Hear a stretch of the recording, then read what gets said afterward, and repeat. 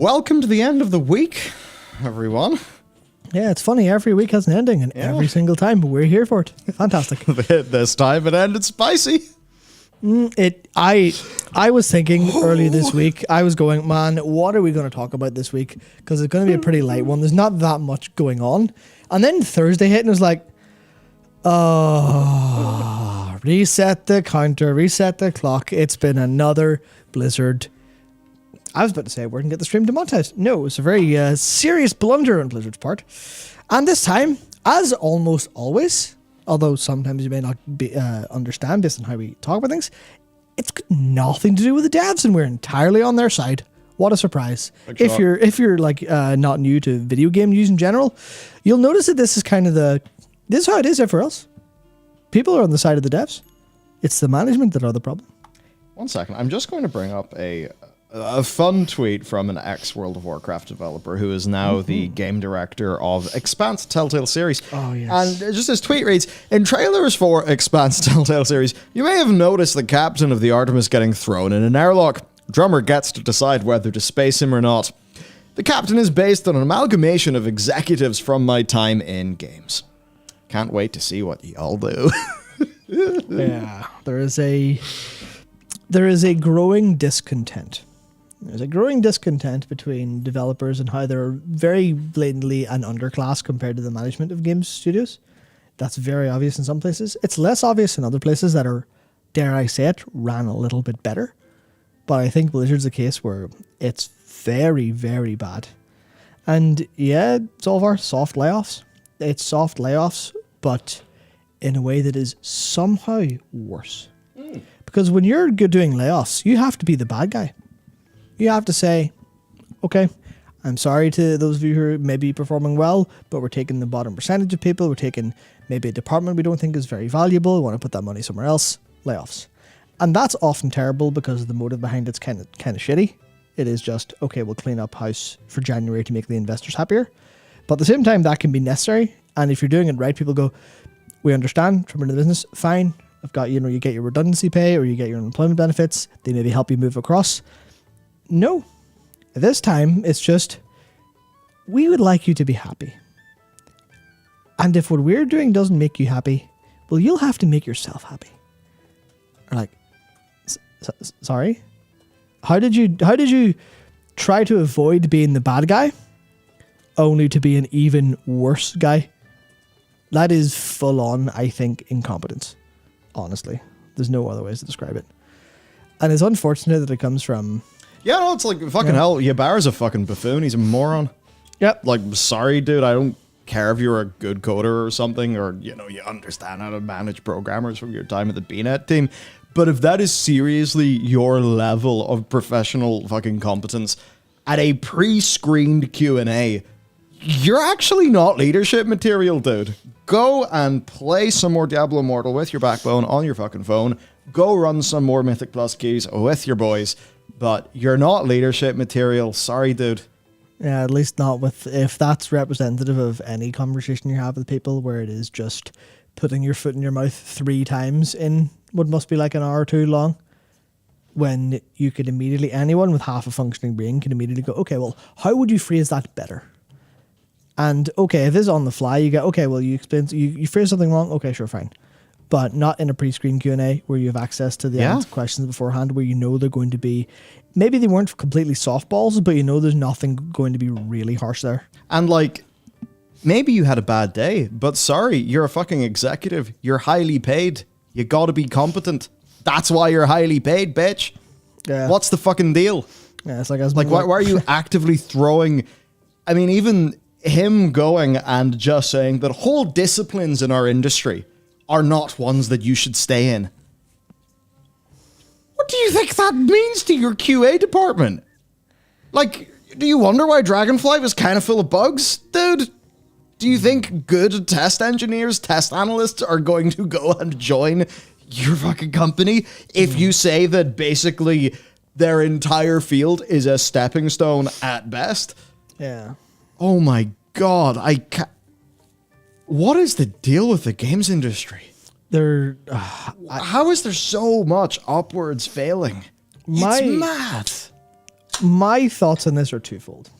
Number one, it's a relatively young industry. So I think that the executive class in the games industry are just the weakest of any executive class, because you're not going to make as much money as you would in any other level of being that executive.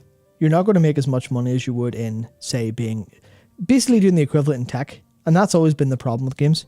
We go, oh yeah, your skill level is arbitrary. You're a 80 skill level in making technology stuff. You're going to get paid a lot less in games than you would anywhere else. So I think that means the weakest of all like executives end up in video games. But the other part is something that happened at Blizzard initially, where they go, hey, who's going to lead this now that it's getting kind of bigger? And there's just a load of game devs going, I guess I'll do it. But they weren't specialized at that. They weren't skilled at that. They didn't know, like, maybe they didn't have the aptitude, but they didn't, like, they had to learn a lot. Whereas other companies get executives flown in that are like, oh yeah, I've studied this. I'm good at this. I know what I'm doing. I actually relatively. I have a passion for leadership. Therefore, I'm not a fucking bozo with no communication skills. Yeah, exactly. Like, could you imagine running a team and being conscious that the team that you run has, like, you know, X CS people, you know, Y QA people? Like, with QA, like, insofar as the customer is concerned, QA is so goddamn important. Like, we are sick of games that are complete buggy pieces of shit. Like, from AAA companies at launch. Mm-hmm. Sure are. So, like, whenever, like, it's shocking that an executive needs optics explained to them. Yeah. It's kind of shocking, but whenever you're increasingly known for, you know, for bugs, when you've had recent slips in quality and that sort of thing, and then you are seen publicly throwing entire departments under the bus, saying that they're, what was it about their specifically? Because just because you remember the warning better than me. It was, I think it was something along the lines of some disciplines are not, I don't know if it's like in our company or something, but some disciplines are not long-term disciplines. Yeah, so I suppose that's why you don't have a great situation going on with QA then. Yeah. And it's kind of funny because if you have maybe a rough launch and bugs, you know, in terms of optics, what are your players going to think? They're going to think, oh, why are there bugs? Could it possibly have anything to do with what the leader of this company said about quality assurance? Fucking multi-dollar, fucking single-digit IQ company. This is so bizarre. That seems to be it, yeah. I think we should just do this story first. Yeah, I was going to say we do have a couple people who are asking to be caught up because they're kind of loop or didn't see the news. So we'll actually go into that and explain what exactly did go down. The TLDR though is Blizzard management put their foot in their mouth repeatedly. Yeah, so our gamer bro in chief, Mike Ybarra, turns out. Just it, basically, yeah. Turns out, basically, Mike Ybarra is probably better at Mythic Plus than he is his job. Mm-hmm. Because one of the things that, you know, core responsibilities of a leader is things such as, you know, rallying your team, that kind of thing, and that's really where he's messed up. So the background of this, which is the very important thing,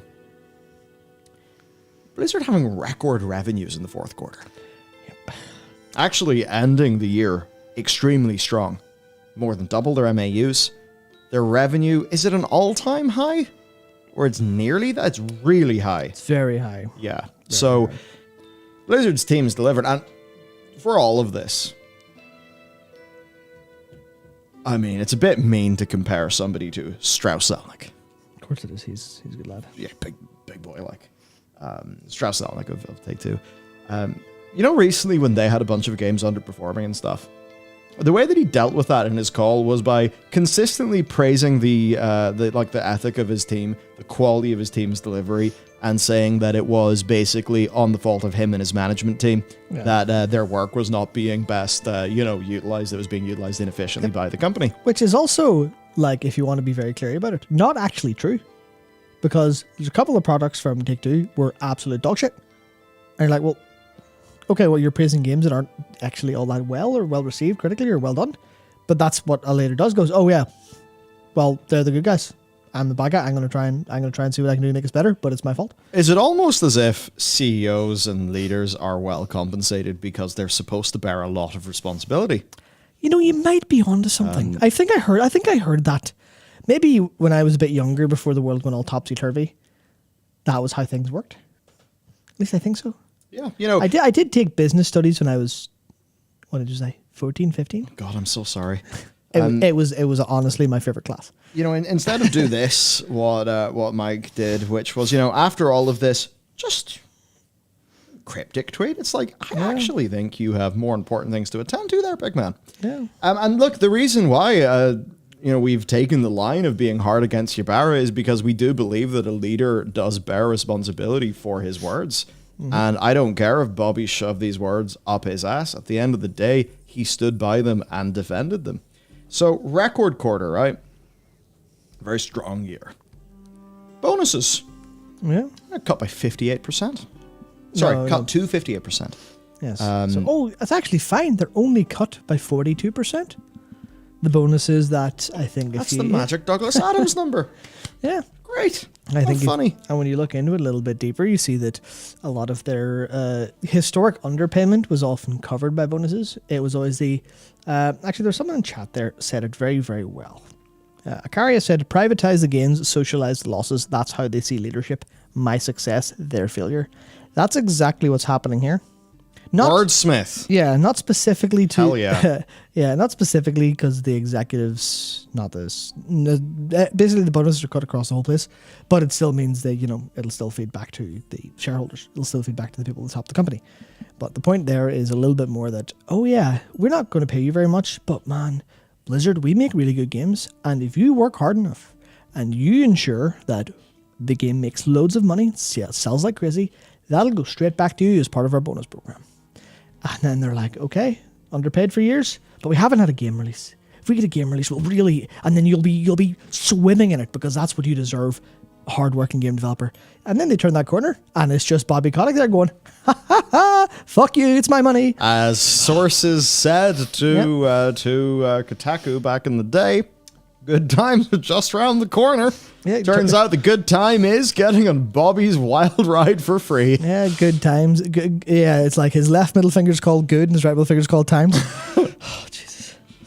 Yep. So to go to the sentiment from the meeting then, this is an all-hands Q&A with, of course, the very cowardly thing of pre-screened things. And, of course, you're starting things off on a bad note when you're doing a pre-screened Q&A with your own team, because you're showing that you're inherently afraid and distrustful of them. Yeah. So that's always a great way to start them off. Once again, absolute champions of leadership. I'm sure they will be studied, by future leaders because of their incredible ways. So, what's happened then? Well, they're not particularly interested in meeting really any of the concerns of their staff. Today's QA with management was the most demoralizing one they'd witnessed since J. Allen Brack made his final internal comments before he was yeeted out of the door in 2021. Of course, this is from the people who broke this story, which is game developer who spoke to numerous people inside Twitter, and we don't have to rely on anonymous sources. Just about all of the Warcraft devs who are like on Twitter and are like known are, spreading this. The same for other teams within Blizzard. And to be sure, people in Blizzard Albany have vicarious visions. Oh, they've been punished. Gone before their time. Yeah, so I'm sure the teams in Vicarious Visions and, of course, the hilariously named Proletariat. Maybe their name Proletariat was some sort of like a joke when the company started. I think it's all becoming rather more literal now, so that's pretty cool. Absolutely. Blizzard employees who have dealt with a lot of shit working at that company for the last 2 years with all of the madness. So, you could say a lot of people left. And the people who stayed, why did they stay? And should you really try to thrust them out the door? As we'll soon see, Ybarra pretty much ended with, and if you don't like it, fuck off. Which may as well have been what he said. So yes, they said that hearing the words coming out of Ybarra's mouth made it seem like the unpopular policies and refusal to raise pay were driven by Blizzard leadership, not Activision Blizzard. And this is kind of the thing. For the longest time, it was always, oh, Mike Ybarra, he runs Mythic Plus Keys. He's one of us. He's the gamer-in-chief. And, what can he do? What can he do? He's just, Bobby's above him, and Bobby's just going to get what Bobby wants. But the way, again, in a pre-screened QA, just to, emphasize how incompetent this was. Gotta hard the questions, look. So, let's go. One source, speaking to game developer, said that an internal Slack channel where the developers could discuss the Q&A exploded in responses. This took place over Zoom, where Blizzard management turned off the ability to chat during the call. I'm sure, whenever a Twitch chat just descends, starts going a million miles an hour? Yep. I feel like that's what the Zoom chat would have been, and I suppose that's what the Slack was. Employees were apparently only able to respond to Ybarra's answers by using emoji responses. Man, I'd be firing so many eggplants in there, I swear. Oh. I mean, but yeah, they may have underestimated how adept the gaming community is at weaponizing emojis, even ones that may indeed seem innocent. Mm-hmm. Now then, let's get to the issues of the day. We'll kick it off. You know what? I don't want to kind of bury what you could, I suppose, say is the juicy one, not to be a vulture about it, but bonuses slashed 58 to 58% after record financial results. So, congratulations, everybody. You shipped Dragonflight, you shipped Overwatch 2, you dealt with how we kind of mandated you to make Overwatch 2 a controversial product. Sorry about that, but privatize the wins, socialize the losses. What are community managers anyway, but fueling the fire? After reportedly defending the ranking system currently in place, Ybarra began making comments that would truly anger employees. These began with a statement that seemed to imply Blizzard Entertainment executives were equally impacted by the decision to slash the annual profit-sharing bonus. Now, for a man who is leading Battle.net, I really would have assumed that things such as, logic and maths and, that kind of thing, I kind of thought that those would have been a strong suit. And then maybe being a business leader, things such as the economy, perhaps could have been, maybe you'd understand them. Now, that said, we should open our hearts and our minds. It's always possible that Mike Ybarra is, of course, hopelessly addicted to purchasing, legendary crests in Diablo Immortal. So maybe he is actually in the same financial situation as a QA tester who is actually earning just a bit under what the MIT... the MIT living wage calculator thing. Mm-hmm. So that's pretty cool. He said, according to several sources, Ybarra stated something to the effect of, if you think that executives are making a lot of money and you aren't, you're living in a myth. Now, this is obviously hilarious. You do have executives in this company such as Mr. Bobby Kotick. We all remember the size of his golden parachute. Very large. Yes, this is one of the highest paid executives in corporate America whose total compensation has exceeded $30 million a year in recent years. So it's pretty cool. All right. Now, we don't think Mike Ybarra's there, earning $35 million a year. But, let's see. Let's think about what about the salary of an Ian Hazacostas, a Holly Longdale, a Jonathan Haidt, somebody who's leading the World of Warcraft team. It's going to be a pretty good salary. And it should be. There's a lot of responsibility in that role. You want a super competitive salary so that, number one, you attract the best talent, and number two, it's a hard fucking job, and you only get so many spins around the sun. So if somebody is going to take on that responsibility, they should be very financially rewarded for doing so. But the thing is, compared to them, leader of Blizzard? Mike, come on. And, this is an all-hands meeting. This isn't just you being like, I know, Ian and Holly, it sucks that our big fat bonuses have been cut, but, I know you're a few rungs below me in the ladder, but don't worry, I've been hit too. No, you're actually talking with the rank and file staff, Mike, just in case you weren't aware. Mm-hmm. Because if you... It is... you're dealing with people earning $22 an hour in Irvine. Again, $22 an hour in my hometown is you being minted. It's pretty good like it. I'll take it.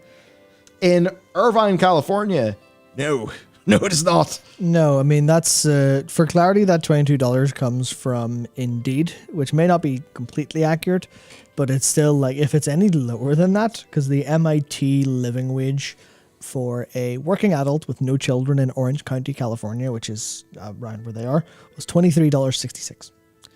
That goes up very quickly if you have a kid or if you're the sole breadwinner for a family. And it also goes up if you have two working adults trying to look after a kid. It's really quite bad.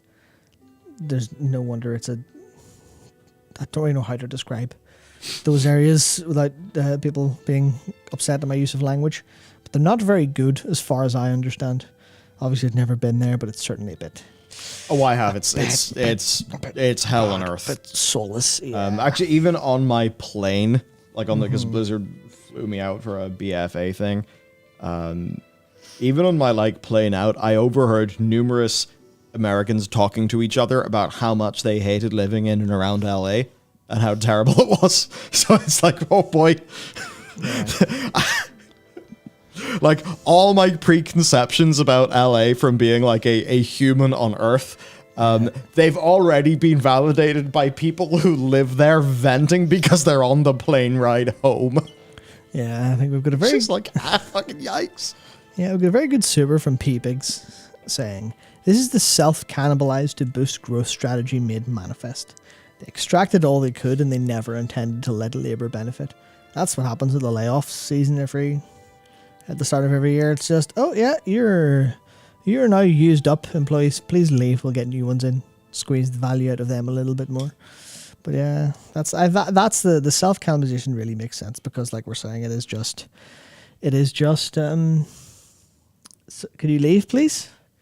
We can't force you, but we can ask you very firmly and get away with it. Although at least, thankfully, they kind of haven't, which is very good for a change. Now, the thing is that in the context of this discussion, he was technically factual. Yeah. Sometimes, though, the facts may indeed be the problem, because their decision to cut the profit-sharing bonus to 58% does apply equally to all employees, executives included. I think the difference, though, is you're saying this to an associate game developer when you're the leader of the company, because your 58% is going to be a lot bigger than theirs. Now, are they going to think, yes, all this blood, sweat, and tears, I'm going to keep on working here? Are they going to think, could I use my experience here to leave this company? And by the way, just a side thing, multiple Bungie staff have just been quote tweeting all this shit saying, by the way, we're flexible and we're hiring. Come on over. Same with ArenaNet. I saw someone from ArenaNet say, "Hey, the Guild Wars 2 team is hiring. We have options that are fully remote. We have options that are hybrid. We're building a really big team doing great stuff. Apply here." And you go, is that a long shot? Maybe. But are there going to be World of Warcraft developers? Maybe people who are new. Maybe people who don't really like World of Warcraft quite as much, but they're kind of there because they like Blizzard or whatever else. It's like, yeah, I'll use my MMO experience to go work on a different MMO that's going to let me actually work. Probably pay me better. Hell yeah. You can see why. Especially after this was like, do you want to work for people who maybe ArenaNet's leadership aren't any better? But, I don't think people are walking around in jobs going, better the devil you know, when the devil you know is so vile. Honestly. Yeah, this is completely insane stuff. So, let's keep on going. Number one, trying to gaslight your employees is pretty stupid. Yeah. Just saying, you're living in a myth. QA tester whose discipline is only transitory. Wow, way to look like a dickhead. Absolutely. Test analysts at their Irvine County headquarters make as low as $22 an hour, about $45,000 US per year, according to a job posting on the website Indeed. Now remember, these are numbers that actually used to be lower. Yep. So, that's the funny thing. And when you cross-reference this with MIT's cost of living calculator, it means that it barely meets the standard of the living wage in this very high-cost region where the cost of housing can be as much as 158% above the national average. which is ghastly. And it means that if these lower paid workers at the company don't receive that bonus, they have less money to spend on things such as, and obviously this would be a very large problem for Mike too, because they'll have less money to spend on gas, legendary gems, rent, WoW tokens, and groceries. No, I don't quite agree because Megabar is pretty heavily involved in boosting, so he wouldn't need WoW tokens. Remember that. I don't know. Maybe he's just really into Genshin. Wouldn't that be a surprise? Yeah. But it is one of the few ways that an exec could actually be in as much financial arrears as someone who is on $22 an hour in pretty much the most expensive part of America to live in, who just suddenly finds out that the financial planning that they had been told to expect by the company has suddenly been slashed by 42%. Cool. You got to remember, in a lot of these fields, and it's the kind of thing, like, it is different for different sorts of companies. Yeah. Startups can, I think, morally get away with this kind of thing more. Like indie devs, like that's different kettle of fish. When you're dealing with like large, extremely well-funded, profitable, their numbers don't have an M after them, they have a B after them because they're billion. Those things go away. And you have no choice but to pay your people. So, there's also the return to the office mandate. Now, again, here's the thing. Mandate. This is the bit that perhaps we're saying is the issue. Yeah, and it is kind of that idea of, pray the deal does not change further. And that's that's the problem. There are some roles that really should have in-person collaboration. If we're hiring and we want a role to be in the office, we will make that clear so that nobody's in a situation they don't want to be in. If it's hybrid, we'll make that clear. If it's remote, we'll make that clear. Now, obviously, this has been quite challenging. So they were concerned about the slashing of the annual profit bonus, partially because they announced plans to require all employees to resume working at in-person offices, at least in a hybrid capacity. Now, here's the problem. If you were hired as an all-remote employee, then how near are you to the required office? Will you have to pay out of pocket? Will Blizzard, actually cover a relocation fee? Interesting thing. I mean, if an indie dev studio near me can cover the relocation fee from staff, I imagine Blizzard can, but who knows? I wouldn't be surprised. If they do live nearby, then, in the way that they would have been structuring their lives, probably would have been based on their costs. People selling cars because they don't need them. Also things like, hey, the way you used to do this thing called get up, make yourself a coffee, walk your dog, eat breakfast with your kids, all these good things that like humans should do. Even you listen to Jeff Bezos, he's like, oh no, I patter about in the morning. It's very essential I get my pattering about. and I'm able to do the school run, and I'm able to have, breakfast with my children. Now the thing is, that's very cool for you as big CEO, man. It's probably nice if your staff can have things such as a quality of life as well. I always do find that interesting. They all, I couldn't live without this. Everyone else, they can do whatever they want. To hell with them. Time? That's my time you're actually spending. Give it back. Ever heard of protagonist syndrome? Oh yeah, I know. So, I know it very well. A whole bunch of these things, which are obviously not ideal. Now, the return to office policy does not appear to contain any corresponding pay bonuses to blunt these new costs. It's one of those funny things. One of the things that, corporate America really needs to make its mind up and shit. Because, of course, or maybe this is just the sycophantic media that, just kind of bootlicks. Have you seen some of those New York Times articles recently? Oh, yeah. Yeah, so the fucking bootlicking media who, whenever remote starts, they're all being like, remote's the best thing ever. Look how much money it saves these companies. The companies love it. And then, we flip it around and the tune changes suddenly. And you're like, oh my God, could you guys actually have a principle, please, on something? But yeah, so they're altering the deal, but not in a way that kind of compensates for things. At the end of the day, look, are you paying for presence or output? Because if you're hiring someone and they are not producing the output, fire them. Why do you need presence? Or do you just want to hold on? Do you just want to retain an unproductive employee? Like, it's pretty simple. I'd measure output. If the output's not there, zilch. You got to go. You're not meeting the mark. It's part of the contract, yeah. Yeah. I don't need to be aware of the current location of your butt cheeks, and if they are indeed upon a seat in the office. And this reflex for this disgusting, perverse, anti-human control, this is what we saw with remote initially, where so many companies started having these employee monitoring systems. And that was some ghastly stuff. Fully dystopian. Yeah, and Fully dystopian. is someone going to do good work in that context? And equally, No. if somebody needs to be in work to take a meeting or something, like, that's fine. We have remote people, and there are cases where we'll be like, hey, could you drive into the office? And because we don't take the piss, that's like a yes. And we all know why that ends up being, the right thing to do. And it's fine because, you just treat people like humans. But in situations like this, and I know obviously loads of you in the States will be very aware of this. Those of you who have tried to drive into Belfast on certain times in and around rush hour in the morning will also be aware of this.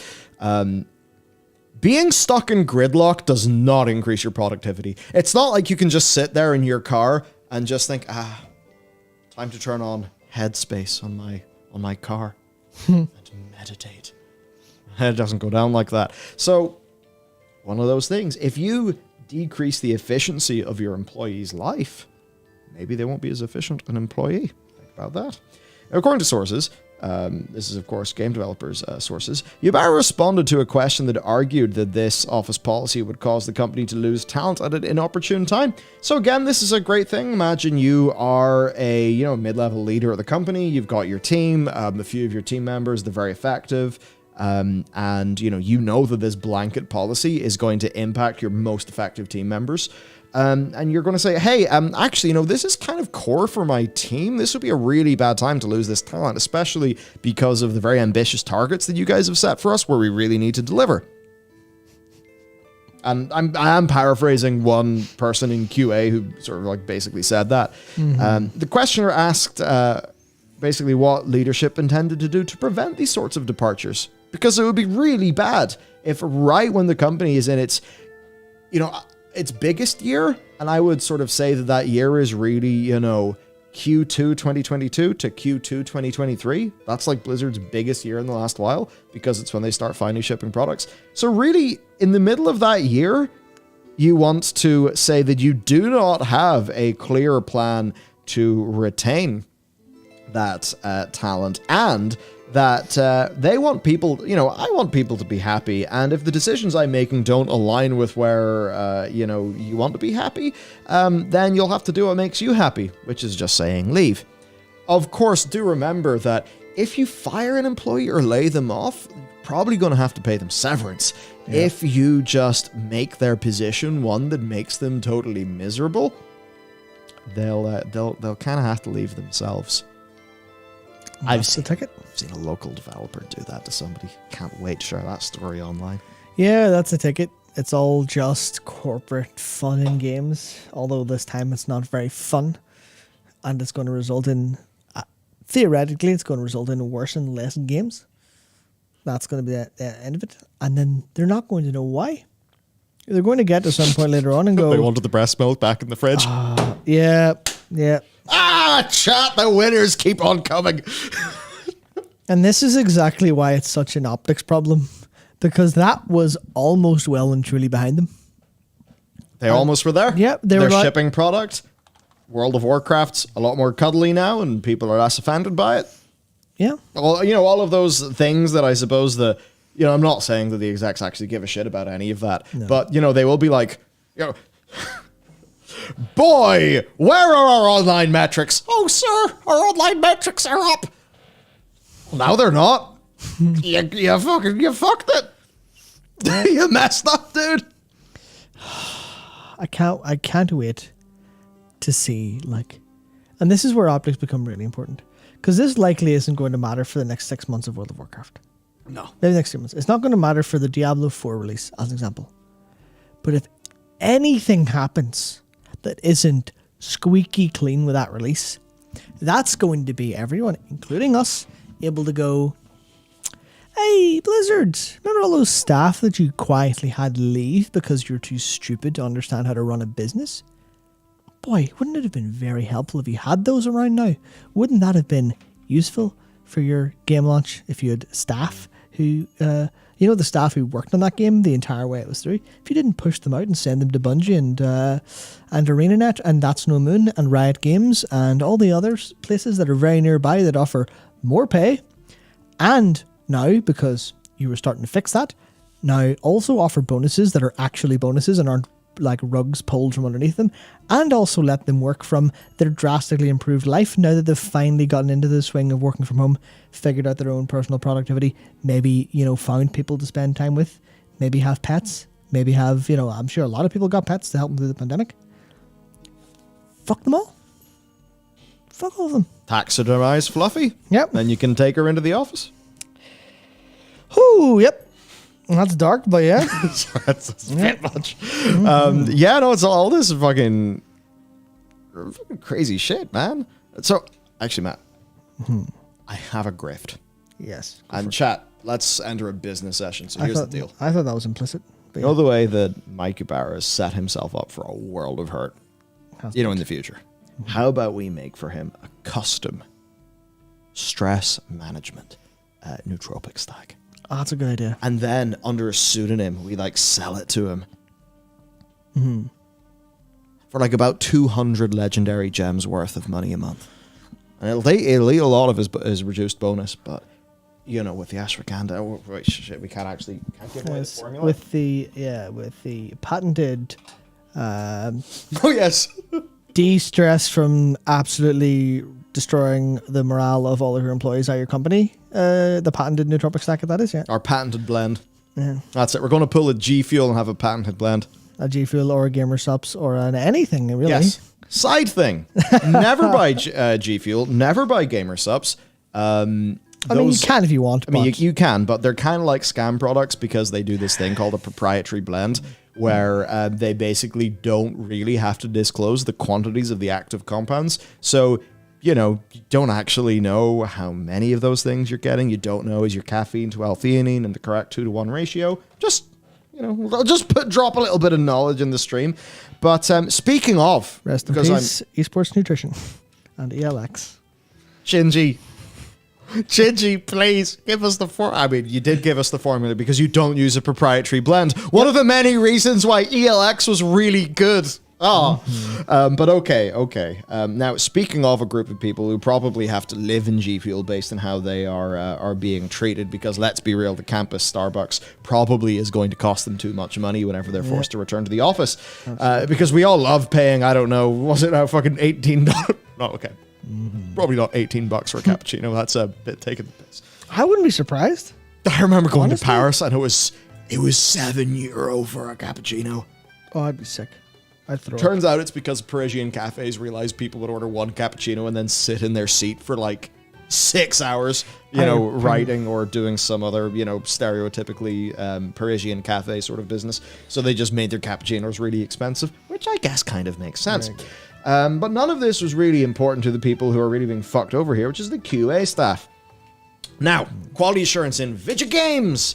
So here's the deal. We've had our own QA experience. Our game's coming out next week. Now, we don't have a QA department. We have a QA guy. We do, though, we have the external stuff that we, do with the QA. And honestly, in our situation, look, there may be some class B or C bugs. An all visual bug or something like that. It's just the sort of thing that happens because for a small team, it's really hard to fully robustly test absolutely everything.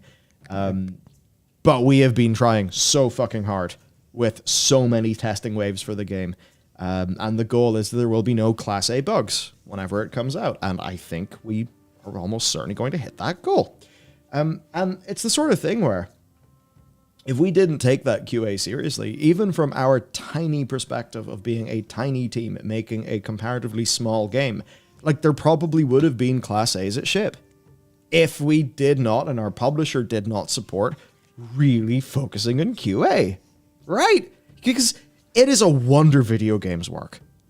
I think anybody who works in the industry or has coded before, like, it's a wonder anything works. It's a wonder the friggin' internet works once you kind of realize all the domain name servers and all the all that stuff operates. I always imagine it as the internet is just Blighttown from Dark Souls. That's it. And all it takes is one bad day or one giant sea monster because of deep sea cables to just like take out one of the bottom layers and it's all just gone. So enjoy it while it lasts. It's fine. Download things you like.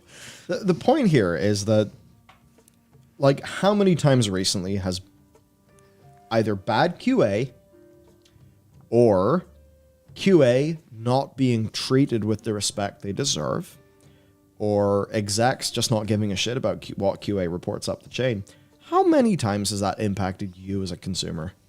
Like, how many times do we even take, like, the recent situation with Wild Hearts, which is really disappointing to hear. Wild Hearts, I think, by all accounts, is at its core, like, a pretty great game. It is very similar to Monster Hunter in lots of ways.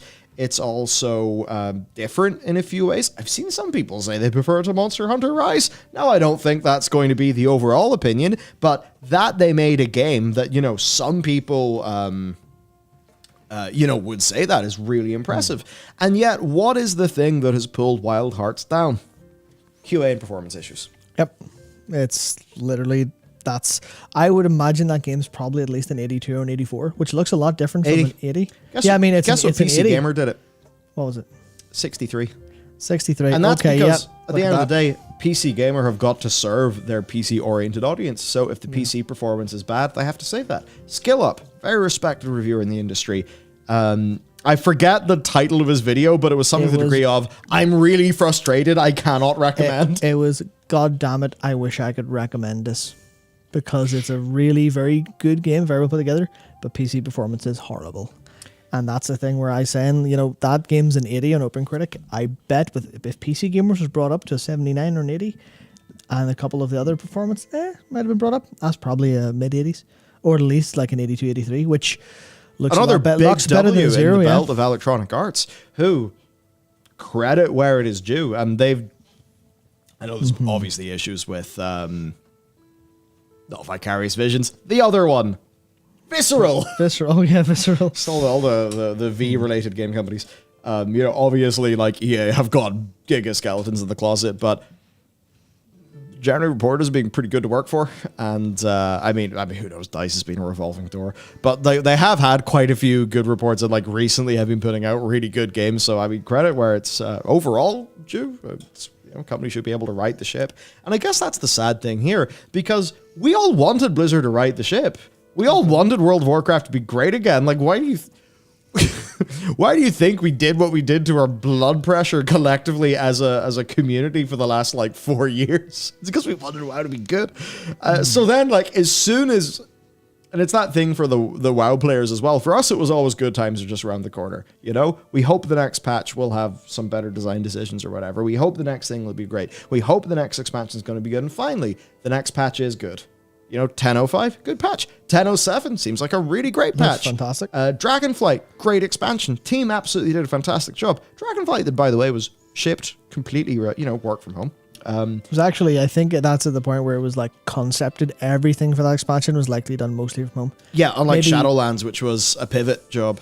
Yeah, which was, hey, we're halfway through making Shadowlands. Oh, shit. Okay, we have to do everything. And over the process, they learned that, and that's why Dragonflight is so different. That's why... that's why some of the Overwatch 2 like speed of content's getting there, because they did a lot of work over the past couple of years, and every company did. Every company did a lot of work over the past like 3 years now to get the processes in order for that. And there's like, no, sorry, just pull the rug. Everything go back to the way it was. Waste all that time, waste all that effort. Put 3 years of hard work straight into the bin because of some reason that I'm sure is absolutely idiotic. More or less. And it is exactly what was said in chat. It's self-cannibalization. It's like, I need more calories. I guess these ones will do. Oh, wait, I've just bitten my arm off. Now what am I going to do? It's very bizarre. So, point of this rambly segment has been QA is really important because QA supercharges your developers, and like, yes, your core developers will be paid more than QA. That doesn't mean QA should not be paid well. Like, okay, yes, in a competitive jobs market, it will be QA's maybe here and, core dev is here. But it shouldn't be like this. And the thing is that QA supercharges your developers by giving them exactly the hit list of shit to fix. That is the incredible thing. That's important. So here's what Mike had to say. So QA and CS, those things that really impact the most important thing, your customer. Yubara reportedly said something to the effect of, some of our disciplines are not long-term disciplines. Smart. Good. What's that? And, if it was just this, we'd be like, well, it is, to the comments to the effect of, we would sort of sidebar that and put a pin in it and say, hey, this is, only what's in the report from the sources. But no, I think enough Blizzard staff have pretty much said so on Twitter. And their staff are willing to be so fuck management on Twitter is something. I think that's the worst thing, because you know what that actually shows? That shows that they're not afraid. And if you're trying to control your developers and they're rebelling by putting opinion out in the public forum, that is them not afraid. That's not them being controlled. That's them going, no, what are you going to do, fire me? Well, you're going to try and do it anyway, so I have nothing to lose. And that's the thing where you end up creating these hateful little, little bubbles. And I can't remember who it was. Was it the Overwatch? I can't remember if it was a writer or a game designer. But they said something to the fact of they do not trust management at Blizzard. They trust Team 4, which is their team. They trust nothing else. Obviously, if they were in other teams, they likely fine with other game developers. Oh yeah, but it's what they said in a follow-up tweet. Yeah, but it's just no, I'm here to do my work with the people I work with, and you've just created this small tribe inside, and they're against you. And that's the stupidest thing you could do as leadership. Because to be really cynical, what you should be doing as leadership is getting yourself in good graces, but then staying away and letting competition thrive between internal tribes. You don't want internal tribes to look at each other and go, are we being played by these people? Because as soon as they realize that, then that's when a revolution happens. And obviously that can't literally happen. It can't just be, like Holly and Ian just hop on their office chairs, get some lances, and fly into Bobby's office and go, we're taking this game back. That's not good. No, they dragon ride into the office. Yeah, of course. Come on, old school flying's out, man. Yeah, so that's not quite going to be right. But I think that's the vibe you get, and suddenly you have all of this stuff going wrong. You've got a little bit of rebellion internally. You've got things happening just not the way you want them to. I think that's... Ibarra was doing such a good job until he wasn't. It's unfortunate. Everyone is on his side largely. But now people are looking and go, oh yeah, how does Bobby's boot taste, Ibarra? That's what people are thinking. That's what people are going to say. I mean, it depends. Maybe the rich are walking on really tasty floors. You never know. I mean, probably. Yeah, Bobby's just fucking dancing about on a floor of Wagyu. Yeah, here's my boots. They're covered in stevia and I don't know what sort of flavoring you have. So let's do some. Actually, ABK did confirm that Yubara made that comment, saying, not long-term disciplines, because we want you to grow and expand. But somebody cannot grow and expand within the discipline of, that's a shame. Maybe it would be really good for customers if somebody could be like, I fucking love QA. Good example, someone who's close to me, someone who's, a sibling of theirs, does continuity work, right? And it's for whatever reason, just the way his brain is, it completely clicks with continuity work in film and TV. Now, there's some people that say, well, maybe you want to move from continuity to whatever else. It's continuity. That's what fits. That's the job. That's what it is, yeah. So, to kind of... So basically, this is all very disrespectful. overall implying that they do not really value QA or CS as fields where somebody can have a long-term career and earn packages equivalent to those who are in game design, programming, art, audio, etc. And what is rough there is that you are saying that QA is only a stepping stone. And if you do that, you're not going to attract great people. Mm-hmm. You know, the people who have, who have ambition, who want to like get in somewhere, you're just going to put people off. They're going to go do QA somewhere else. Will they be treated better? So to go to the reactions, I really like this one. It's the time of year again where I dust off my Twitter account because I don't know where else to go with the absolute consuming numbness of my soul thanks to my job. Neat. I like that because Associate producer. I like that very specifically because I am obsessed. If you're watching the stream for long or you're watching the news channel, you know, I'm obsessed with the concept of soul in video games. But as anyone will, I say no. I don't know. There's many different mythoses and real life magic and stuff, and physics worlds are confusing. But you can't create a soul. Soul has to be given, has to be imparted. For a game to have soul, the developer must have a soul and put it in, and make the choice to put it in. And that's what makes a video game feel good. Is what makes it go.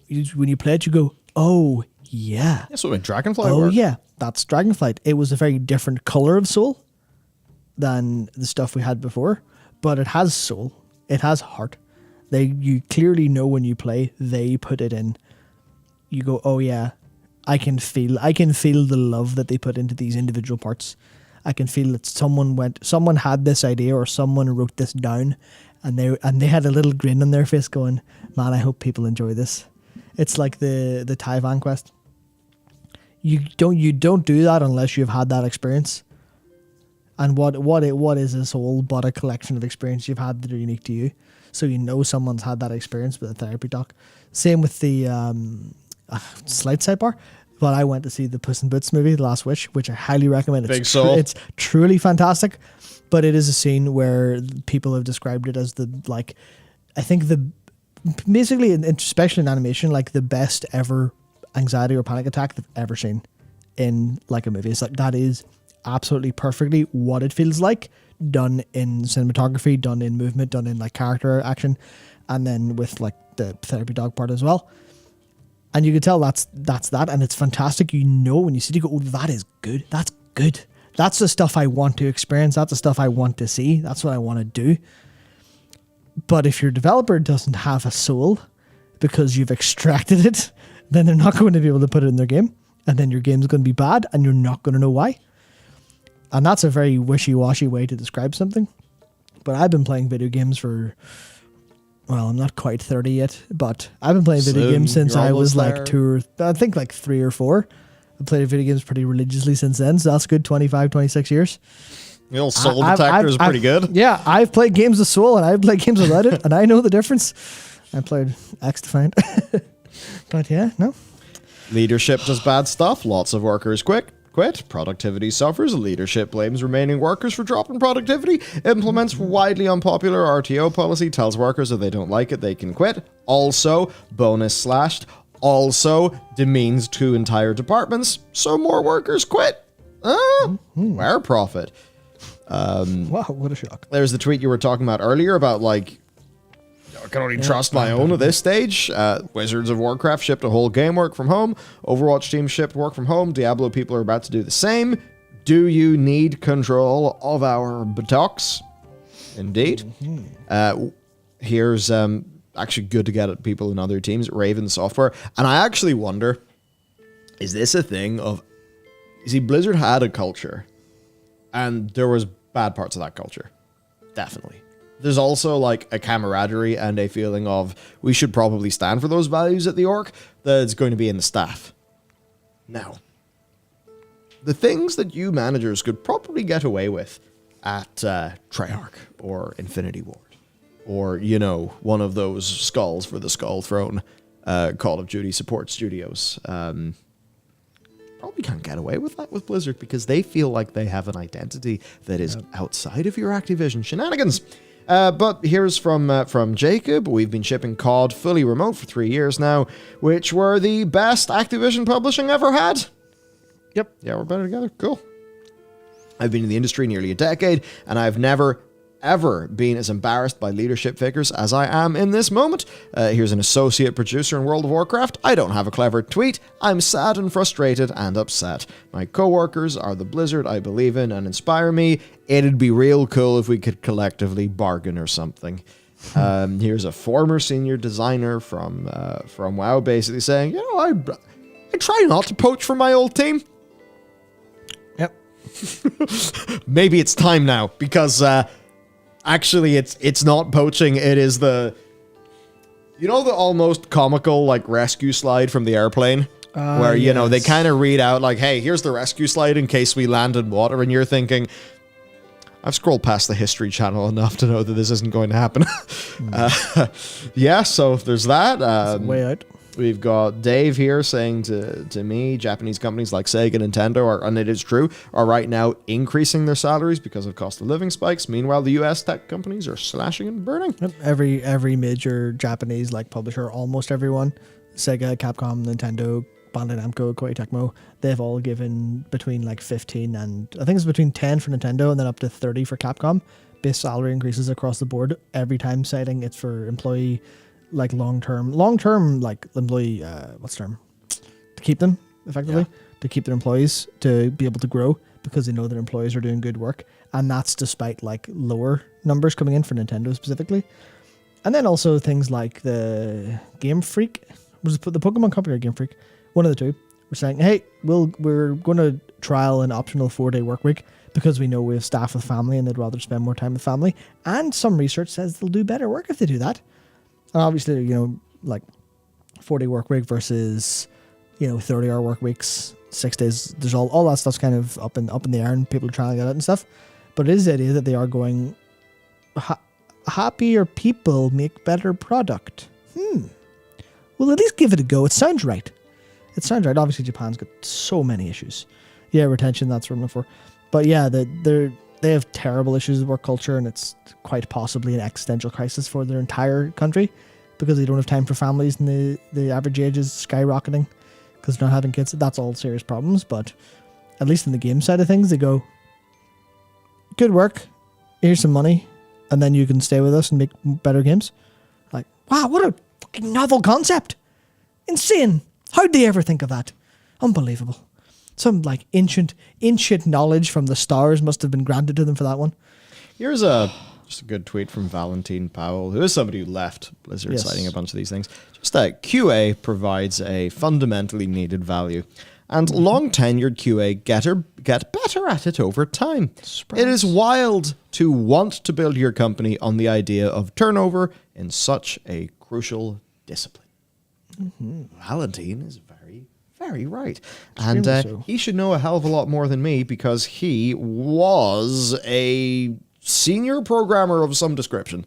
I forget exactly his title. Now, wouldn't it be a shame if it turned out that the likes of Lightforge Games, quote, as an all-remote studio, all team members live where they want with the hours that work best for them, or perhaps Notorious Studios, we work from the office 3 days a week and encourage everyone to work from home 2 days a week. Notorious, good people. I think their project's looking pretty damn... I always say about them because I sort of tangentially know Chris. But, they're cool. Go to them. I think their project looks pretty dope. Frost Giant, actually, their project is also fucking really cool. And would you like to escape the terrible place that you're in and go make the spiritual successor to StarCraft 2? Well, they're doing that. Dreamhaven and all of the studios there. Riot Games. Or maybe if you want remote, Bungie, That's No Moon, ArenaNet. Just all staff being like, hello. Is this open season? Has the poaching count for a hunting license just been quadrupled? Let's go. Yeah. Because if you're in recruitment, your cost of staff acquisition is plummeting with this shit happening. Right? They call it, it's a bit weird calling them headhunters, but it's you got a headhunter, you got to come on over here. And hey, we'll sweeten the pot. Now at this stage, people are going to be like, oh, please, fucking take me. I don't want to, get me out. Yeah, hang on, you'll offer me a little bit more? I'll absolutely take it, because working for you at the same cost by default would be better, because I'd save all the money because I wouldn't have to go back to the office, and I'd also save my sanity because I don't have to work under management that I know hate my guts and think that my job isn't even long term, and that by being QA I'm nothing more than a burger flipper destined to move on to something else. God damn it. I hate it. I'll tell you why I hate it. Why can't we have nice things? It's the same thing that happens every time you go, why are you so dumb? Why can you not see the obvious thing? Like, are you so caught up in what you think is what you know that you can't see, like, I guess I'd say this is probably a can't see the forest for the trees situation. They're going, oh, we need to do this, we need to do this, we need to do this, we need to do this. We can't. And no one actually stopped and said, hello, other fellow management team employees. Have we ever considered anything yet? Or are we just looking at numbers and saying how to make the numbers be different? Have we forgotten that these are people as opposed to weird numbers that we have to try and sneakily get rid of? I think that's ultimately what the problem feels like. And that's going to result in, like, it's hard not to paint this as cataclysmic for Blizzard. And this won't be in the short term. This will be felt in 5 to 10 years. This will be felt in a lot, in like the longer time frame. Because even there was one tweet, and I think it was an illustrator, or maybe they were a 3D artist, but they were an artist who said, they've been waiting 6 years for Blizzard to say psych or something along those lines. But they finally didn't. They finally kind of snapped and put an application in for Bungie instead of putting an application to apply for Blizzard. And obviously that's one potential application. They may not even have been that good. But if that happens with one of the best artists, if that happens, and this is a bit of a weird one because this goes too far into the past, but if that happens with your Samwise Didier, then suddenly you don't have an identity for your number one IP because they were never around to make that identity visually. What happens if, Dune 2's in the works and you're the studio and you manage to piss off Denis to the point where he leaves? Yeah. You're like, oh dear, not only is Denis gone, but also a lot of the people who like working as a part of his creative team are also gone. Oh no, Yep. Could this be a problem? Exactly. Oh, it is so silly. It is silly to the point where it's like being like, and now for your regularly scheduled World of Warcraft news. Razagath nerfs, Paladin rework, woo! Yeah, this is... Feels weird, right? It would feel weird if not for the fact this has been us for the past 2 years, where it is always, and Blizzard management are a bunch of buffoons. However, the developers, well, until recently, were also a bunch of buffoons. But it's okay, because let's talk about the game anyway. Now we are, there is a separation of church and state of going, the developers are still making good work. We should probably reasonably support it enough. Bobby's boots must be so comfortable being so thoroughly mouth moistened. He mustn't be able to walk. Nice one, Sean. Yeah, no, he can't walk anywhere. He'd be slipping and sliding all over the place. Jeez. That's why he never shows up to do anything himself. He's just too busy being bootlegged. He tries to get up from his chair to go and help make the video game. And he just slips and falls. He goes, oh no, comically. He slips. Oh, yeah, especially if he's on his yacht. I think they're safety risk. They're notoriously very slippy, so he can't get up. Yeah, okay, that makes sense. Very good. I've got to the bottom of it. Yeah. I suppose we do have to talk about this week in World of Warcraft. And honestly, it's fine because World of Warcraft is very good. This is why it's frustrating. Because if this had happened, and if Dragonflight was a heap of shit, and this happened, you'd be like, haha, let's just laugh at this ship that's sinking. But this is a ship that, by the hard work and good graces of the developers, and whatever soul energy they harvested from the universe to somehow turn Dragonflight into something that is a complete pivot from the nightmare of Shadowlands, it is that makes this so much more interesting. Yeah. That now they've pulled that ship up, they're like, this will not sink. We will somehow keep it afloat. And then Ibarra and the rest of the executive team come in and go, we were trying to sink that. What are you doing? Get rid of it. I grew attached to those holes. God, yeah. Yeah. Why have you repaired the boat? Yeah. This boat was supposed to be see-through. There was supposed to be a nice tunnel for the fish to go through in the middle of it. Like, what do you mean that wasn't... Oh, God. Oh, dear Lord. That's awful. Yeah, so... Yeah. Blizzard developers are not the only people who've been nerfed this week.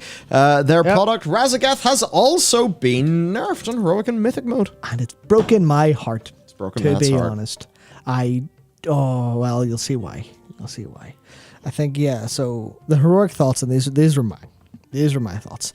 The intermission ad timings, we laughed. We laughed the first time, honestly. The additional time is crazy compared to what we were. It's too much. It feels it's like the too sort of much, thing. yeah. It reminds me of, even on Anduin normal, but it reminds me of the Anduin inside the sword phase, where I could see some tuning helping, maybe being sensible. But it was the magnitude of the tuning that happened on the Anduin sword phase that was like, whoa, that's a lot. So yeah, I think the ad timings, it definitely aggro. Now, for me as a healer, it's quite nice for my mana bar. Oh, you get to sleep. It's nice for my mana bar. We get to bait the breaths by just not taking the ad as quickly. Yeah, so I mean, this week we were having like 60% left on integrity. Now we would naturally do better because of DPS improvements, but not that much better. And certainly as we continue to improve, yeah, I mean, the intermission phase will be a total laugh. Yep. Then there is Tempest Wing, the damaging pushback wave. Yeah, that was good. That's a big change. Yeah, it is interesting because I know we definitely have people who have learned to optimize it better. So I've been watching and I see like I hate it. I hate the fact that I didn't realize this the first time I saw it. But all I have to do is walk back and wild charge through it. Yeah, of course. And I can do that on cooldown because it's only 15 seconds. I'm like, oh yeah, why is anyone taking damage to the mechanic? We've got all the things we can do to cheese it. We've got Death's Advance. We've got Transcendence. We've got Demonic Circle. We've got Wild Charge. We've got Heroic Leap and Charge from Warriors. What are we doing taking damage? And just as a slight sidebar, the fact that that mechanic is designed so that you can do that is A+ work. Yes. Might even be S tier work. I was just saying this when we were talking about the fight as we were like doing it. Razageth is such a good fight for people being able to do whatever they want. Bring utility that helps out, the amount of ad interrupts, the amount of ad grouping. It is immaculate in that sense. I just wish they didn't nerf it to bits, to be honest. Yeah. I mean, I do like Razageth as a fight, though. I think it's a really good fight. Oh yeah, it's fantastic. It's fantastic. That's why I Same way, that's like, why I really rather be enjoyed harder, yeah. Anduin. Yeah, like this raid tier has been so good. It's Yeah. been so good. Yeah, especially the way Razageth is so tightly scripted. It's very much to me, I feel like they've definitely learned a lot of the. I'd say they definitely took to heart all of the reasons people were saying Final Fantasy XIV raid bosses were more fun. They definitely took that to heart, and then they didn't say, "Okay, we'll just make one of those." Then they actually took that feedback and went, "Okay, well, why is that? Oh, well, is it because they're scripted? Is it because you get that nice rhythm? You get you get that automaticity. You get the flow of doing doing it." Obviously, we're going to still have random assignments because, DBM could handle that, and that's okay. And then we're still going to have all of the utility stuff as well. It's very, very good. But the 5% health reduction is... I mean, I get it. You want the amount of damage needed to clear her to drop over time because some people will be at this point, they'll be like kind of max geared that way. I mean, So until we'll they get get through like their up to 4-2-4 Yeah, but ring that's- and stuff. Yeah, but That that's is a while, of course. Yeah, so it is just okay. We'll nerf it slowly. We'll nerf it slowly. But to me, like to us, it was kind of crazy. We used to have to deal with. We wouldn't have to take the fourth pushback, but we would have to take like sparks and bombs. But we don't have to anymore because we nerf it even without using hero. And we're like, oh sweet, excellent.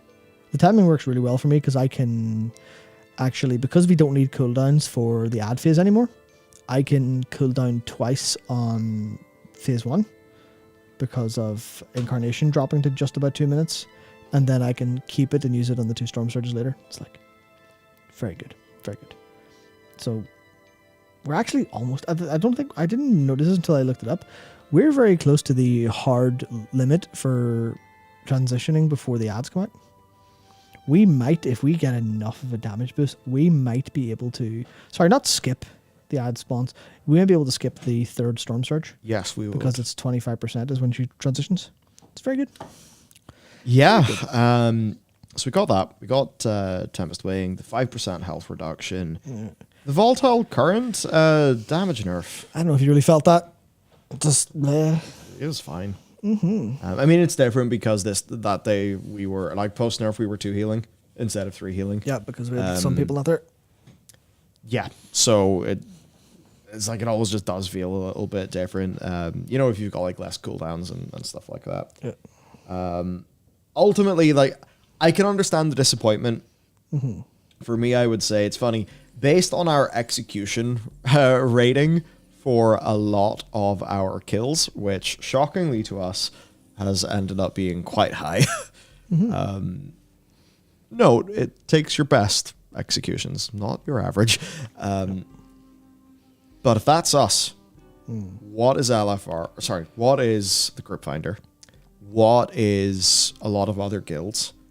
Maybe we're in a situation where, you know, like the Sepulchre, is there a, you know, who are you designing the game for? And is that going to be compatible with the size of audience that you want? And we could maybe think about a lot of times in the game's past where it has certainly been easier. Indeed, Classic through Wrath, that stuff was easier. Yep. You know, for a lot of those large raids, you did not need all 25 people to be, you know, a game. So, yeah, I mean, interesting. We do have some mythic thoughts, though, from our resident CE raider, Dak Oris, for his on the Hurricane Wing. Reduction in potency has not made it much easier to deal with, meaning the classes that were previously left out of progress will likely continue to be bench warmers. Unless you've got a whole army of evokers, you can't bring more than one priest. That's sad. And even with one, you will have to simp for them hard. You technically can accommodate additional priests, but then you're in the realm of using a potion of gusts and actually being pixel perfect by the boss's hitbox before the knockback hits just to ensure you make it. As with most/all guilds, we require an evoker to rescue a priest and then that same priest to life grip me, the holy paladin, to stay alive. That's teamwork. If one person of the chain dies or messes up, wipe. They definitely made that specific mechanic extremely hard, extremely challenging, and very good for evokers, clearly intentionally, which obviously there is an issue with that, but at the same time I think it's very cool. I'd be furious if I were trying to do it, but I really love it in principle. I really love it. Yeah, for the Flamesworn Herald's Flame Shield nerf, basically just more smooth and consistent on that face. For the Shattering Shroud nerf, having it now absorb 20% less healing on the blue side of the intermission is apparently huge. I wouldn't know. This is mechanics we don't see. Yep, thankfully. Not that many people probably see them. Yep, then for the Storm Seeker Acolyte Ascension nerf, the cast time decreases significantly when it reaches 50% health, making it increasingly harder to interrupt while at low health, and having the amount by which the cast time is increased by sub 50% be reduced means that these will be far easier to deal with. So overall, main pain points have been dealt with, which should make progression more smooth and consistent, but the Hurricane Wing knockback still needs to be looked at and resolved soon, because it's not fun telling people they can't progress just because of one single. Maybe. It's definitely punishing, but at the same time, the comp part of it, I think, okay, sure. Where you're like, okay, sorry, you want to run a load of priests or a load of paladins? No, it's not going to work. That's maybe a bit of an issue where it's a bit aggressive. But at the same time, I'm just kind of going, Kino-ness? That's suffering. That's you want to beat the hardest boss in the game? Stop whining about it and do it. Fucking Vanat over here. Yeah, there is a little bit of that. Just deal with it. It's hard. It's hard intensely. What, you want to play? Do you want to be a heroic guild? Be that then. But that's me being really unfair. That's us. Yeah, that's me being really unfair. Absolutely. Oh, man. Yeah. So, next up, Realm of Mastery, over. Season of Mastery, over. Will there be another season? I'd say likely not. They probably don't want too much bloat in their sort of quality of products. Doesn't seem that way, at least. But yeah, those are over. People will be not able to access the world after this week, but they will be able to do a free transfer over to Wrath of the Lich King era or Classic era servers. We then have Valentine's Day with a up to 67% off sale and a huge pet bundle where you can spend £62.29 get £189 worth of battle pets. Also, the Dragonflight base edition has been reduced for us by £8. Yo, why did they not do that at launch? Well, I know why. Give me my money back. Heroic Edition, 11 quid cheaper. Nice. That makes all the difference. And £15 cheaper for the Epic Edition. See this? We are getting, not only is the edition epic, but so too is the discount. I'd say hire me, Blizzard Marketing, but I don't think that would be a fun prospect now. No. Wrath of the Class King. Wrath Classic Heroic Edition is a decent bit cheaper too. Comes with the boost and all of that. The Epic Edition is also cheaper. And there you go. That's kind of it for those bits of the news. But that also being said, worth saying, TBC time walking. So far, it doesn't seem like it's going to be as fast as the Legion time walking for leveling alts. But from your experience, man, it seemed pretty damn quick. So it didn't seem super, super fast. We had a pretty scuffed run of... Oh, why can't I remember what it's called? The one with all the big, tall fence stalkers and the mushrooms in the lake in the middle. That one. The Underbog. Is that the Underbog? I think that's Underbog. That one was really scuffed run. We had like a level 30 Paladin tank. It was clearly like relatively new to the game. And it took a little bit longer. It was like 22, 23 minutes. But that was ended up being about 80 to 90% of a level for doing that. Which is like, that's pretty good. That was 61 to 62 almost entirely in one run. So if you can do that fast with a tank who's like giga pulling and DPS who are, not to be rude to the people who are in the group with me, but of a higher caliber than not really knowing what's going on and dying and like just ninja pulling and getting killed. But it was me. I ninja pulled and got killed. But if you're in a good group, you can probably level super fast with this, especially if you're a tank. If you're a tank who knows what you're doing, you'll be able to level so fast. If you're one of the masochists who wants to play a tank, like Guardian Druid. I love fucking Blizzard. It's okay. 10.1 will fix it. But yeah, no, it's fast. I would highly recommend doing that for sure. For sure. Especially if you've got anything you want to do, like for alts, because now's a pretty good time for alts. Especially once we get into 10.07, having an alt at 70, you'll be kind of going, ooh, what can I play? Especially now the game's easier as well. You can get your... Why is I about to say attack on the curve? That's not right. Oh, it's because AOTC, and I thought AOT. Yeah, I know. It's ahead of the curve in your KSM and your alts. You'll get that pretty handy, honestly. Very good. Very good. To move on, we have some your books. Oh, yes. Now, this will be a surprise because I haven't looked at this yet. Oh, same. I love learning. Time to learn that. We got the return of the Night Squall, stained by salt water, smelling of rum and bananas.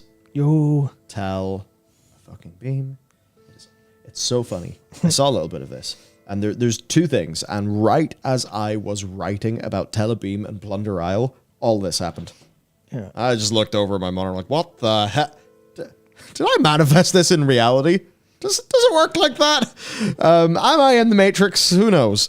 But yes, off the north coast of the Forbidden Reach, far away from the brigade of Irontide pirate ships, there's another pirate ship secluded and mysterious, a rare mob called Oakbeard with the title Irontide Captain. He stands atop a barrel covered in punnets of bananas, but the ship is also full of bananas. Now, it does don the same colors as Irontide ships, but it's a little different. It's of a higher build quality, cleaner sails, cannons on either side. It's completely empty, but there's a book in it called Return of the Night Squall. You think this is a reference to Telebeam? It's not. It's a ship full of bananas. It's a reference to the song. This ship is bananas. B-A-N-A-N-A-S. I'm so sorry. Is it? I don't know. I didn't put it in the game. I told you, I didn't see this ahead of time. I thought you knew something I didn't about bananas. No, my brain just works wrong and I thought of that. That's all. By now, ye all know the many legends of Captain Night Squall, the wild-eyed night elf who ran away from his forest home as a boy to sign on with a hardy pirate crew. How through boldness and treachery he rose up the ranks to claim a ship of his own. Never was there a more daring captain in all the seas than the Night Squall. He sailed through the mist to Pandaria, An age before the Alliance and Horde ever found it, he made a fortune hauling kegs of brew to the far corners of the world. He plundered the treasure rooms of King Rastakhan and sacked Kultiran villages right under the noses of those haughty Proudmoors. Night Squall has raided more islands in the South Seas. South Seas, than any captain who has ever sailed. They say he stashed so much gold beneath the sands of Tel Abim that the island now rises 10 feet higher than when he first landed on it. But don't you be thinking about stealing his booty now. Many's a tale of a gritty lass or laddie who tried to outsmart the Night Squall only to end up feeding the fishes. You've known the stories of yes, you've heard these stories 1,000 times, I know. Legends traded from one deckhand to another until one might think the tales grew in the telling. Some might wonder if they could even have a grain of truth. Well, let me tell you, they be true as starlight. I sailed with the Night Squall for a spell and seen him do all these things and 100 more. Oh my god. Voice. Of course, you've likely heard the greatest tale of all of them, how after building a brand new flagship, he set sail for the west, promising not to... Oh, forgot. Yeah, they're really being super overt with this now. It's full on. So, for context, there's a video coming up next week that is now going to... Thankfully, I don't think you've recorded it yet, because I'm going to have to add some stuff in that basically proves all of our theories that we've been setting up across a few videos now are completely correct. And we're going to the backside of Azeroth through the big western part of Kalimdor, where they moved the map away, where they moved Kalimdor across. We're going to Avalorn. We're going to find an old god in a city. The old god will be in a city that is a nature city, and it'll be all life. We'll find human druids there. We'll find the Night Squall. We'll find the back of Azeroth through a portal through the Veiled Sea. Well, that was years ago. Many tides have passed without much as a whisper. Even an old salt like me started to wonder if he'd met his match. That, what they say about the Western Storms be true. This is so funny because previously, like, our only real reference to this was like the Lands of Mystery RPG sourcebook, and now it's here. This is so... It's like, thank you for the citations, Blizzard. That monsters and magic make the ocean impossible to cross. Now, in payment for his pride, it was Night Squall who'd be feeding the fishes in the halls of Neptulon. But hear me now, and I know I be speaking true. The Night Squall has returned. He ain't telling tales of what he saw on his journeys, but the hulls of ships that made it back be full to bursting with treasures like you've never seen before. And that ain't all. The Night Squall says he's got a new prize in his crosshairs, and to claim it, he aims to build the biggest pirate fleet the world has ever known. So whether you be Irontide or Bloodsail, Defias or Freebooter, all are welcome to sail under the Night Squall's flag. Follow him as your new admiral, and no navy in Azeroth will have a prayer against... Is this like a Marcos and Aros thing going on? Sort of a twist on it. It all starts with the Dragon Isles. Plunder its secrets in the name of Dread Admiral Night Squall. And from there, the world is ours for the taking. What did he find that would help him build a very big pirate fleet? What do you need to build a pirate fleet? Bunch of wood. Bunch of wood. You know where wood comes from? From punching trees. And you know what we're very, very, very, very interested in? Trees. And old gods. And what about old gods and what about trees? We're going to... I'm at a loss. I can't believe how much this literal one book is just... It is... So... Yeah, I thought about Minecraft too. Yeah, I've had a whole lot of dots. You know, you're plotting it like a line graph. I've got a whole lot of dots that sort of line up to something, and this is like a dot that absolutely brings the average straight down a solid line. Thanks, that's actually very helpful. Thanks, Blizzard. Yeah, all of our theories are probably and maybe not like directly correct, but at least in terms of the over thing, they've actually definitely solved everything. Plundering the Emerald Dream to build an armada is a bit of a reach, not gonna lie. Yeah, John, it might be a bit of a reach, but it's also kind of what we're gonna do. Yeah. Because, I mean, he's a Night Squall. It'll be fine. Tree expansion, yeah, it'll be a tree. There'll be an old god tree on the back of Azeroth. That's it. And it'll be Avalorn and the old god did the old god overtake it, or did it capture the old god? Something like that. Because they haven't done anything with the world tree in a while. Cho'Gall spoke to Lunara about how the forest used to serve the old gods and will again. There we go. Is that right, Jindo? Is that right? Well, I would have to find that line and put that in the script, because that's very useful. Thank you very much. So with that, we do then have the words of the Wormstalker. Slayer. Wormslayer. Whoops. Yep. Scrawled by an indelicate hand, the words in these papers read like the author is shouting at you. Well, don't worry, I won't. The storms have passed. The dragon we were told of, the mighty storm eater, is gone. And along with her, the cowardly dragonkin who once served Deathwing. Those weakling Drakthir fled like wolf pups. Ha. Yep. This isle is ours to claim. Any treasures left behind belong to me. But we must move quickly. Dragons are greedy beasts. They will return soon enough. I will not be denied what is mine by right. Let the dragons come. I will strike them down as I did the day my name was earned, for I am the Wormslayer. Glory eternal will be mine, and should I fall, I will carry the skulls of dragons with me into the halls of valor. Odin be praised. Mm-hmm. That's the Wormslayer's been a thing they've been building for a little bit of a while. I think we talked about it before. But A little bit. Yeah, Wormslayer is the Freckle Dragonflare thing, which is a little bit interesting. It does kind of cut some of our theories to pieces, but also it's cool. Not really, not really. No, it was one bit of information that I was using to build the theory that's now slightly detract from it, very, very slightly. Yeah, that's what I do in my time, by the way. I just sit and think about this stuff. Well, Alex, you got a soldier's journal. Oh, this is like a Drakthir thing.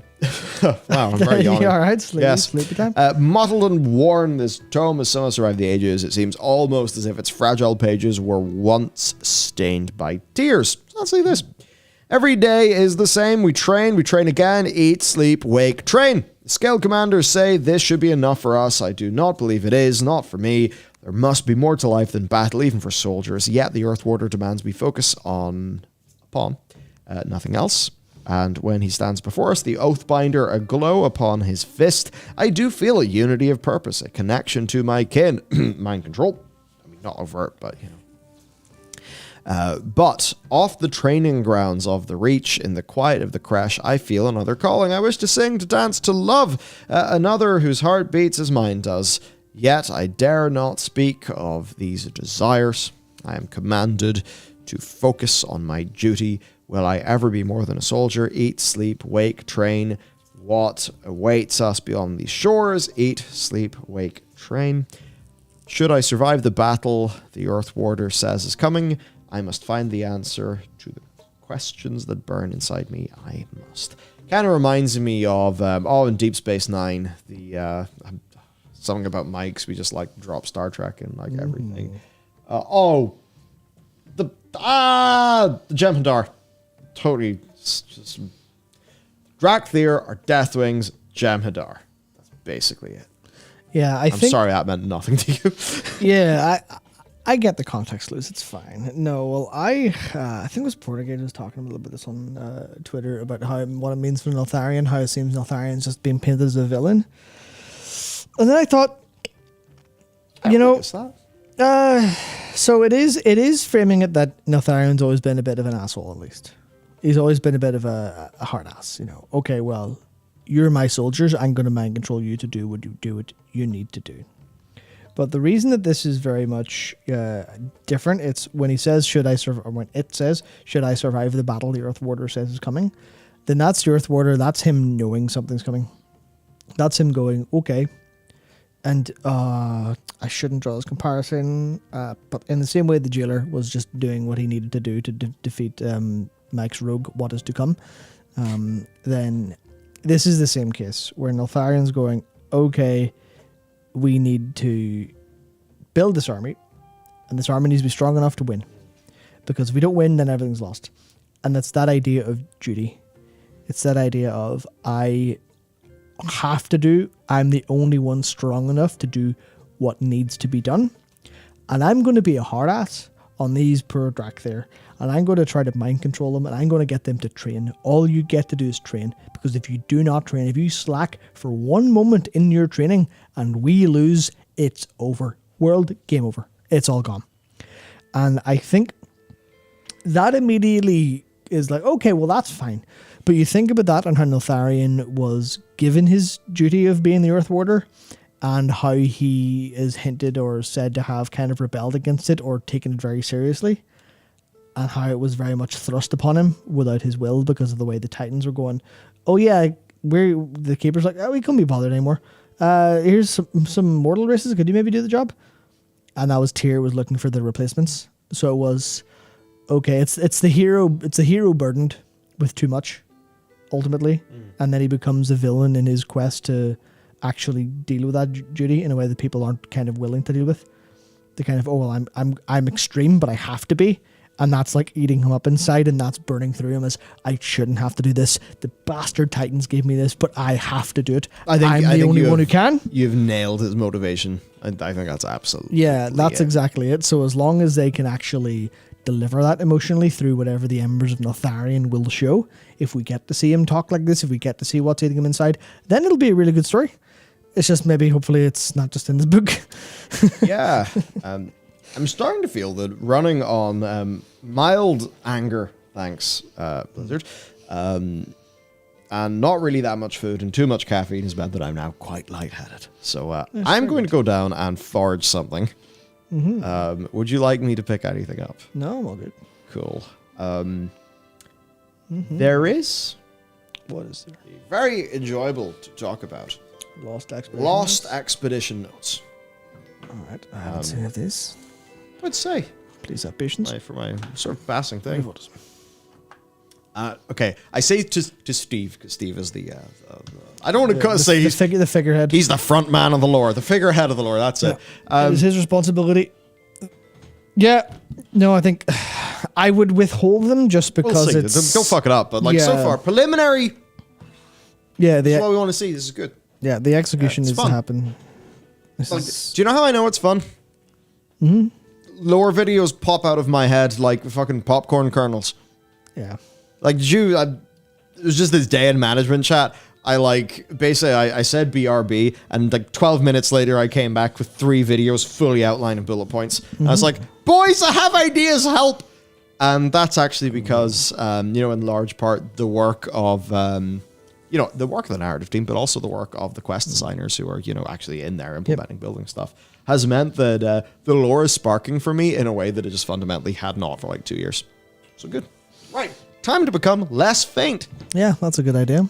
Generally speaking, I would recommend that. So, hello. Where are we at?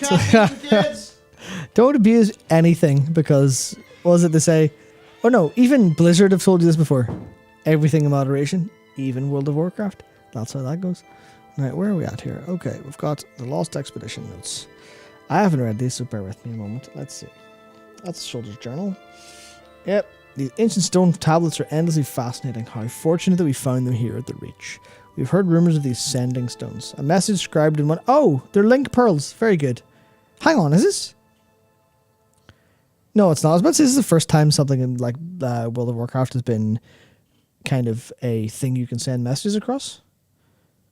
I think Hearthstone's been used for that purpose before, and I know they always find some way of like Khadgar's orb or his head appearing through a portal in some capacity. But that's pretty nice, honestly.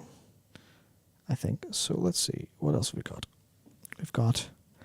Could they truly have been left by Neltharion himself? Were they instruments of his will?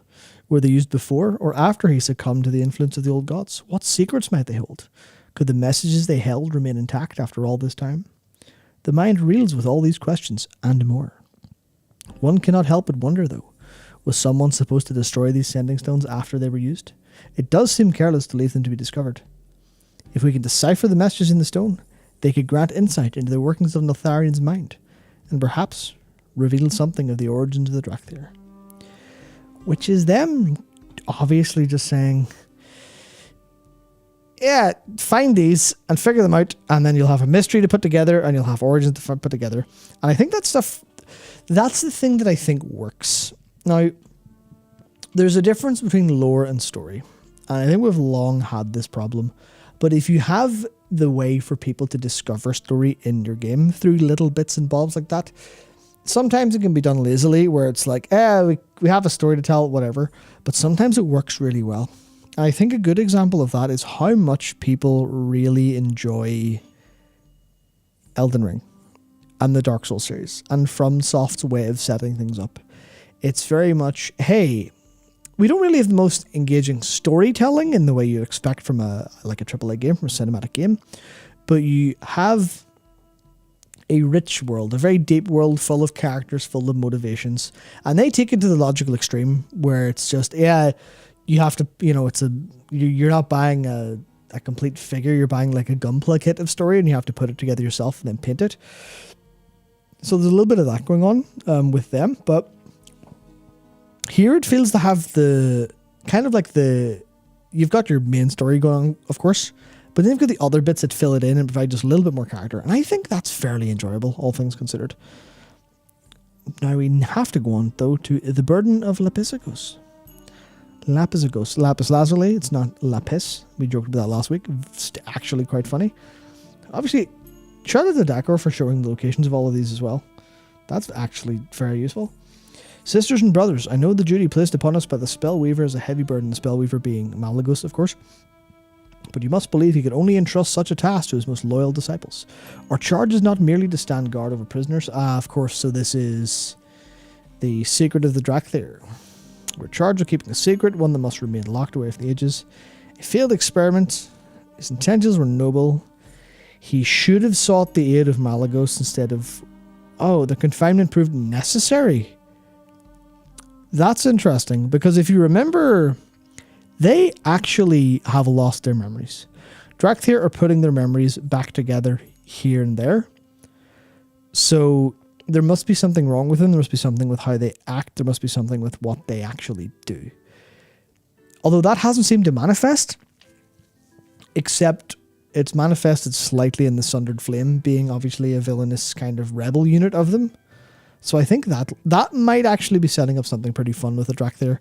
Obviously, I think the Drakthir a little bit they're undersold at the moment. If you go and speak to the Drakthir characters in the little bit north of Valdrakken, you can see there's like dialogue for them, how they feel about the Alliance and Horde. In 1007, there's stuff about how like they spar and fight and feel about that. But I think most players kind of go, Drakthir, I play them because they're really fun to heal with, or I play them because they're new and I like the soar mechanic, but I don't think they've been really sold on players. But I think this is a decent step towards them trying to put something interesting there. And yeah, Shend and the Sunder Flames are incompetent, so I hope that's not them trying to sell us on their darker nature. But to go on, it goes, now that our aspect knows of the Drakthir's nature, I am certain he will find a way to control their baser instincts without relying upon a Titan artifact as Neltharion did. And if not, well, it would be a simple matter for us to collapse the creches and leave this island behind. Alexstrasza and the other aspects need never know the truth of what was buried here. We will stand vigil. By wing our talon, we'll see our duty done.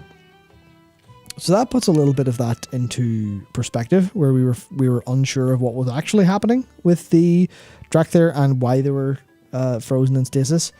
But I think it's interesting because this bit here where it's, I'm certain he will find a way to control their baser instincts without relying upon a Titan artifact as Neltharion did. And then you go back to our soldier here, where their instinct is to sing, to dance, to love another whose heart beats as mine does. They don't want to fight, they want to love, they want to live, they want to have all of those experiences. So is that the actual instinct that they're talking about here, where they want to use these Drakthir as weapons? Or is this them talking about a different instinct that we've yet to see? Because that instinct seems to be reasonably well under control. So I'm not sure if maybe Malagos and Lepisagos actually figured out to do something or not. But either way, they're actually doing a pretty good job of setting up the Drakthir as being more interesting than I had thought of them. Again, it's just in the lore book, which is a little bit frustrating that they're doing so much work here. But if this is in the way all of the Night Squall stuff, all of the Old God and the Order of Azeroth, the Old God and the Ordering of Azeroth stuff is, I'm actually getting excited and speaking too quickly. Holy shit. If that's all meant to be a tease. What did I miss? Yeah, if that's meant to be a tease for what they're going to actually do in the future, as opposed to doing it now and then they don't do it ever, So as long as it's a tease and not actual lore or like lore being set up, then I think this will be pretty damn good, honestly. If in terms of what you missed them setting up that Neltharions seem to have a pretty good reason to control the Drakthir. And there's maybe something a little bit wrong with them because Neltharion didn't actually bother to speak to Malygos when they were being made because he kept them a secret. And Malygos is like, oh shit, these are dangerous. But there's a flaw, basically. But the flaw could be something we don't know. Or the flaw could be simply that they want to, let me get the actual quote again because I forgot it immediately, to sing, to dance, to love another whose heart beats as mine does. Is that the baser instinct they want to control? Or is that just something that's fine? We don't know, because Malygos certainly has the capacity to be he does. A big dickhead. He sure does. Although at this point that's a good point to get the timeline right. If Neltharion's done for, then this would be the Malygos who lost all of his brood to Neltharion's armies. So he would have a reason to go, these are dangerous. Yeah. But I wouldn't mind having some nice soldiers. More or less. That's good. That's a very good point, Rattle. Okay. Sounds like they just got that mortal drive, Whatever Neltharion used to make them humanoid might have made them a bit too human. That's a good point. And some old goddish bullshit. That ties... That ties... The Curse of Flesh stuff. That ties into absolutely every theme that Dragonflight's been setting up. That's a really good catch. Thank you. Honestly, I hadn't thought of it. I hadn't thought of it that perspective, but that's a very good one. We're doing lore science live. So my protein's vegan protein brownie is fucking delicious. This is insane. Yeah, so really, as a race, the whole order, the whole order shadow thing is kind of being encapsulated in their fundamental essence. Mm-hmm. What even constitutes a mortal in WoW at this point? Adam, I think the constitution... Good point. Yeah, the constitution of... Or what constitutes a mortal, I think, in the way I'll be thinking about them going forward is that they are... I'd say having those desires as opposed to being created for a specific purpose. Sort of not natural in a sense, I would say. I would say it is kind of like naturally, you're going to die of old age, sorry. Yeah. In a way, because there's these sort of created beings who just don't get to, have those rules. Yeah. But, something, old gods Vana. Yeah, Zastin, you're in a good spot there. Recently I had an idea. The Titans actually turned original Azerothian races into stone constructs instead of creating constructs from scratch. So that is a working theory we have. He says that, or they say that because Uldaman and Earthen, the Earthen in Uldaman use Curse of Stone to turn things to stone. So that's a theory that we're running with in a video that's coming up soon, which is it appears that the similarities that are so directly pointed out between the Jaredine and the Vrykul are too obvious. And the timelines line up that if the Titans and the Keepers showed up, they would have seen the Jaredine, they'd have seen them go under their lava transformation and infusion and go, that seems like a good idea, and then the Vrykul were made after that? Why are they so insanely similar to the point when a Vrykul shows up to the Jaredine go, these guys are kind of fine, because they can fight like us. They look like us, they fight like us. Obviously, there was like, they were, you're a foreign thing, I'll kill you. But then they fought and they had that respect, and the Vrykul, the Wormslayer, was treated as one of them. So all of these things, all of these books, all point towards the exact same theme, which is old gods and mortality being basically being put together. Old gods being the possible creators of mortality. And there's 47,000 other things I could bring into this, but a lot of it is in an upcoming video. I didn't think that we would necessarily be the part of the internet that would be putting the tentacles on Vana. Yeah. But the whole, and I obviously don't want to spoil things for people who haven't played Endwalker. Yeah, But, those who have, I wonder, I'm not saying that Blizzard yanked this at all. I am saying maybe they kind of were going up this alley, and they kind of thought like some of these ideas about potential may be further reinforced by that narrative landing quite well with people. And, you know, maybe Blizzard will have something different to say with it. They're obviously doing it with their own spin. Yeah. No, I'm not doing this to throw shade. I'm doing this because it's like, oh, you know, bits of kind of, no, you know, neurons have connected, right? Yeah. Yeah. There's two people that independently got to the same point. Anthony and Azra saying, "Curse of flesh, more like gift of free will." Yep, that's it. Because the advancements that Odin wanted hidden in his edicts were that the old gods actually delivered mortality and free will to the elementals of Azeroth. That's the thought.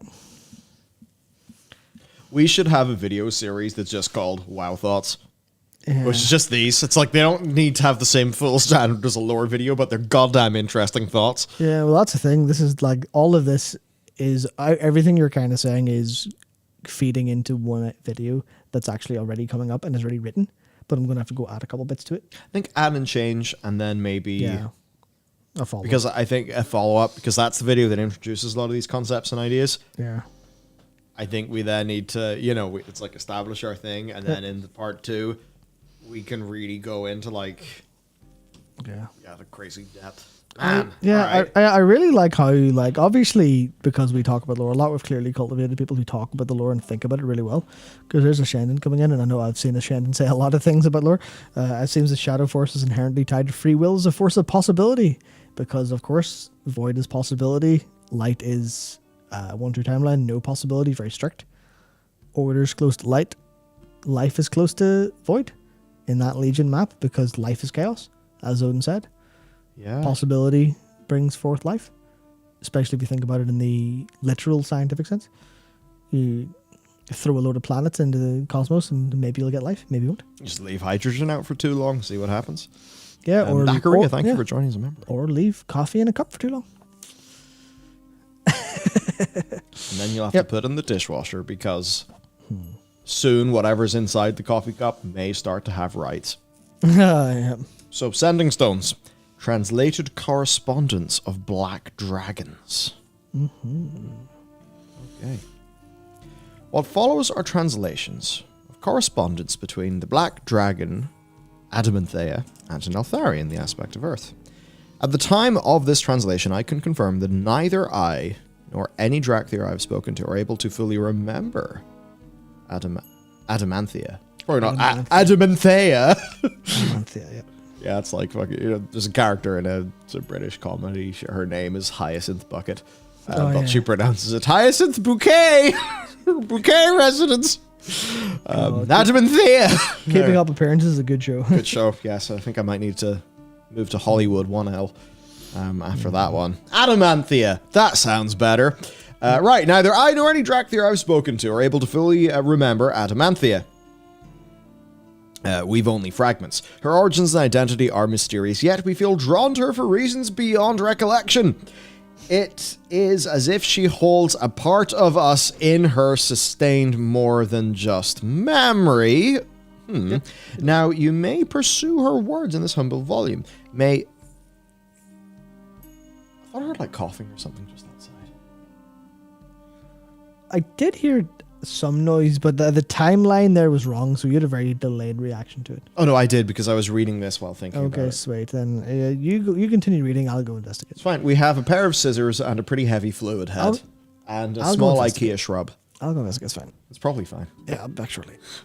You can continue. Also, you did miss a segment with the sending stone stuff.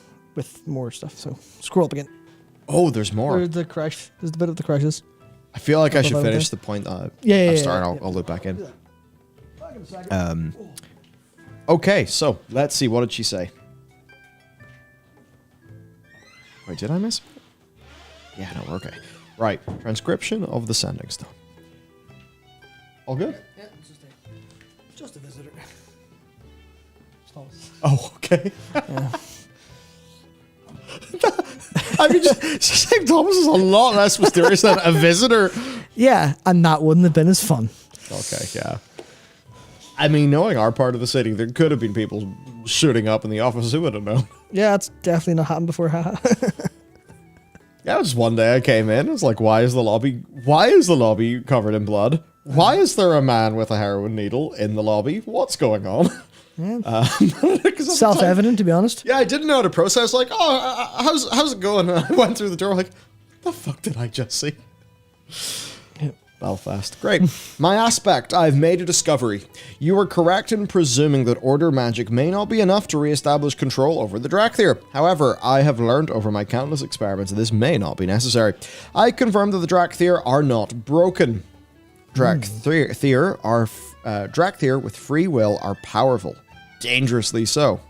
Yet they are not mindless cretins. Their hearts and minds can be won over just as any free-thinking mortal might. With your permission, I would like to awaken more of the Wurns so that we might explore this assertion further. So this is initial report. The next one is called protest. I thought I was doing everything you asked and more. The extraction of black dragonflight essence from the Drakthir has gone smoothly. That's why they can't be tanks. There we go. Though I worry it may permanently cripple their abilities, yet you commanded and I obey. You ordered the sealing of the creches, and so I worked with the Wurns of Malagos. As commanded. Today I received word that you have ordered my awakened Drakthir to Aberrus. Where? Aberration. As if they were expendable for some esoteric experiment. I must know why. I demand their release. You can see for yourself they are awake and aware, creatures capable of independent thought. Their trust must be cultivated, not forced. In the strongest possible terms, I must protest. Trusting your genius, I entrust these words to the careful consideration of your sagacious intellect. How'd that go? This is your final warning, Adam. Fucking hell, it's Mike Ybarra. Oh, dear. This is your final warning, Adamanthia. If you continue in your defiance, you will become an example to all any foolishly entertain, or all who foolishly entertain such asinine aspirations. Your suffering will span millennia. Even death will not release you. Any who look upon your gaze will torment and despair. Cease this folly or retribution away. Oh, he was really dickhead. That's what he did to Centaria. Oh, yeah. Put her in the Boston toilet. Made her make eggs for a long time. Scrambled, fried the whole every time. There's a Turquoise Jeep song that has entered my mind now, and I wish it would go away. Okay. If I go up, are there things? Just the last one about the crash. Yeah, that one, that section there. Yeah, I didn't do that one. Entry the crashes. We sealed the crashes There's today. two above that. Oh, yeah. Oh, here? Yes. Oh, the whole thing. Right. So I guess to sort of debrief in this then, this is evidently Adamanthia is like working under Malagos on this, Neltharion under this project. She evidently realizes, hang on, they get this free will, but also they're pretty damn effective. Neltharion is still treating them completely as just test subject, as meat. Some unit, the unit in the Second World War, not to, but he's treating this sort of callous, horrific disregard for what she sort of sees as them having, life worthy of respect. So she protests this, and he basically goes full on, like, the 300 confirmed kills copy pasta. Yep. Yeah, like, he goes full on, I am the golden god and I reign supreme. So he goes full Dennis Reynolds on her. Yeah. Yes, he really is. He's very serious. Yeah, so you have to wonder why. Well, Nera has a good idea there of they're mixed from all aspects except Neltharion because they know he's corrupted. Potentially, especially if he's the one ordering it, he might go, oh, hang on, this needs to go. Or maybe it's that they're too powerful. It is very interesting. It is very, I definitely need to think about this a little bit more. So, Obviously, there's more stuff on the same topic. So if you scroll up and get it there, we'll... Yeah, so let's hit this then. So if we go up here. Yep. All right. Reader, below are the words we could transcribe Yes, transcribe and translate of Adamanthea as recovered from her journal entries in Forbidden Reach. Adamanthea is a name we strain to hear across the gulf of history. Some Drakthir have experienced sparks of dream, memory, or reverie that feature her, but like so many of our memories, the full picture is denied us. So I think quite obviously the idea that Adamanthea is the good black dragon, or, has not had those same corruption situations go on. As you read her words within this tome, we hope you have further recollections. It is my hope these words will help other Drakthir by providing some insight as to our origins and those dragons we once served. Okay, relics. First entry. I have attempted to employ other Titan relics within the Warder's arsenal. Not even the Hammer of Khaz'goroth is capable of reasserting order in any meaningful way. Order magic failed to take hold. So that means at least the Oathbinder is on the same tier as a Pillar of Eternity. Pillar of Eternity? Pillar of Creation? That's a different game. Very different franchise. The Crashes. We sealed the Crashes today. Malagos asked for volunteers. 3 of his zealots and their retinue chose to be entombed with the Drakthir. I must hurry with my research. The magic of Malagos is strong, but I still question this course of action. Entry silence. We were warned to tell no one, not even the other aspects. No one must learn of these Drakthir. No one must know what lies beneath the surface of the Reach. Is it shame or pride? Either way, Dragonkind will always remember. This Reach is forbidden.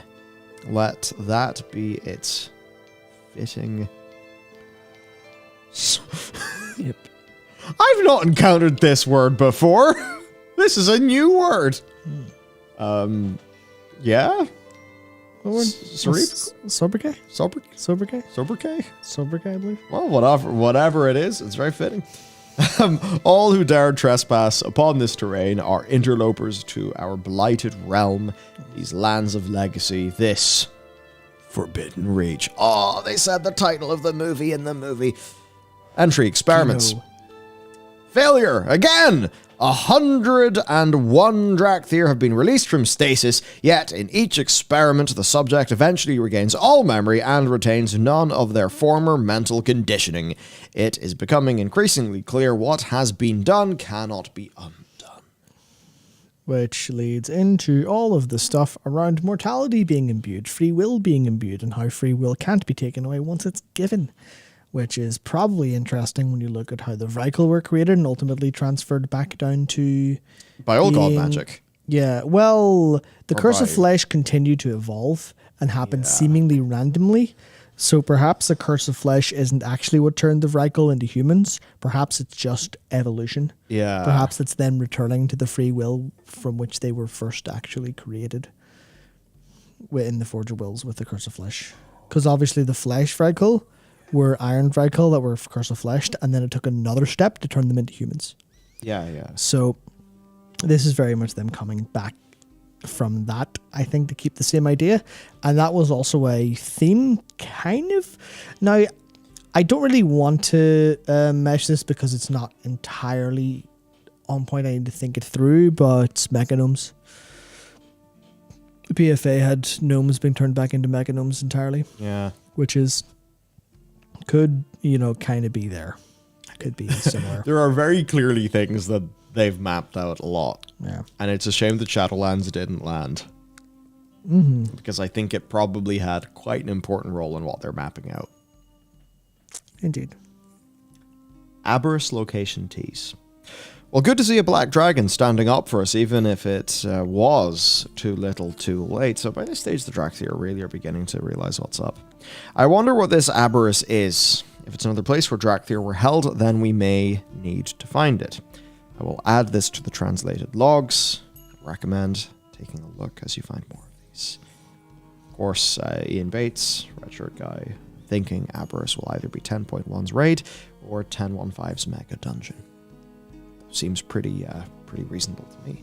Yeah. And as for the fate of Adamanthea... Yeah, so everyone in chat saying new aspect. I don't think that's going to happen, unfortunately. Would have been cool, though. And there is the Earth Warder's Cauldron. So more vaults.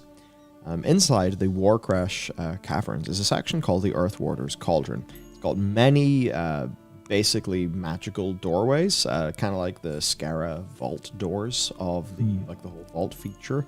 So we're kind of wondering, is that a place that you're going to be able to go to? Also, what is this? Draconic edits. Predominantly found within the Warcraft caverns of the Forbidden Reach, but also in other Drakthir caverns, are a whole bunch of these edicts, seemingly written Draconic. They're hung up on the walls of some rooms inside these underground caverns, similar in size and style to the Scara vaults. And I was about to read that. Do the language rules apply for reading? So could a Drakthir read these? Now that would be interesting, wouldn't it? Yeah. Should these runes be looked at? Or are they all the same? They're all the same. Close enough. Probably not that. How did orcs become fleshy? Was there an old god on Draenor? No. That was... I'm not completely entirely sure of all the details. Yeah, I'm rusty in my breaker lore. But it was the whole life being chaos and Draenor almost overtaking it all, which goes to show they've had that going for a long time, actually, that idea. But then it was eventually Grond became the Gron, which became the Ogron, which became the Ogres, which became the Orcs. Or maybe the Ogron split into Ogres and Orcs. I don't think Orcs are direct descendants of Ogres. And I think that was something to do with Agramar. I think Agramar was credited with that historically. But I can't remember exactly how. As far as I'm aware, it was Earth Elemental fought and life interacted. So, yeah. Yeah, it was elementals and the light, the spirit energy. Oh, hang on, that's it. It's spirit. It's Azeroth consumed her elements of spirit essentially, which means that being consumed through the other elements, like way off balance, which led to the endless war and strife. And that's what the old gods did when they nurtured the flesh of the world. They dug in deep, extracted that spirit, and released it back into the world in fitting forms, and that's how they were able to create mortality. You think about these old gods, they're pretty spirited fellas. Yeah, absolutely. They ever explain how Draenei got fleshed up? No, but I'm sure once they're done here, they will be there. I think we can kind of... Suddenly, Michael and Matt get very excited. I think you can assume that was like the orc stuff. It was just natural evolution. The same way almost every planet had some form of life on it. I think it's just that. There is no Fermi paradox in this particular universe. Yeah, but shouting about the spirit actually did connect that dot, so I can't remember who it was, but yes. Yeah. Oh, it was Blue Fantasy said it. Big win. Yeah, that spirit, that's the only difference between other planets and Azeroth, was that Azeroth had no spirit, because she was a hungry hippo. Gobbled them up. And then the old gods dug in, released them, and that's why the Well of Eternity was also the source of primordial life, theoretically, because that's where her, she was a bit leaky, basically. Very nice. Very good. Oh yeah, Agramar made the big stone dude. But he made the big stone dude, he probably carved him out of stone on the planet, as opposed to giving it life. Or something like that. Something like that. Yeah. Interesting. This does continue, because Emberthal appears. Nice. Emberthal, of course, is the Drakthir that is in the Legacy series of shorts with Nosdormu. Now, 1 second, actually. No Valrin, it was Azeroth specifically. It's not that a world soul absorbs all the spirit, it's that Azeroth did that, and that was special, that she did that, whereas Argus didn't do that, theoretically. Azeroth bad? Azeroth good? Azeroth be what she do? Azeroth malleable to all 6 forces. Azeroth clay. Intelligent clay. Yeah. So the thing is, we actually do find Emberthal, right, in the Forbidden Reach. We also find undead Drakthir. How does that happen? Decay experiments.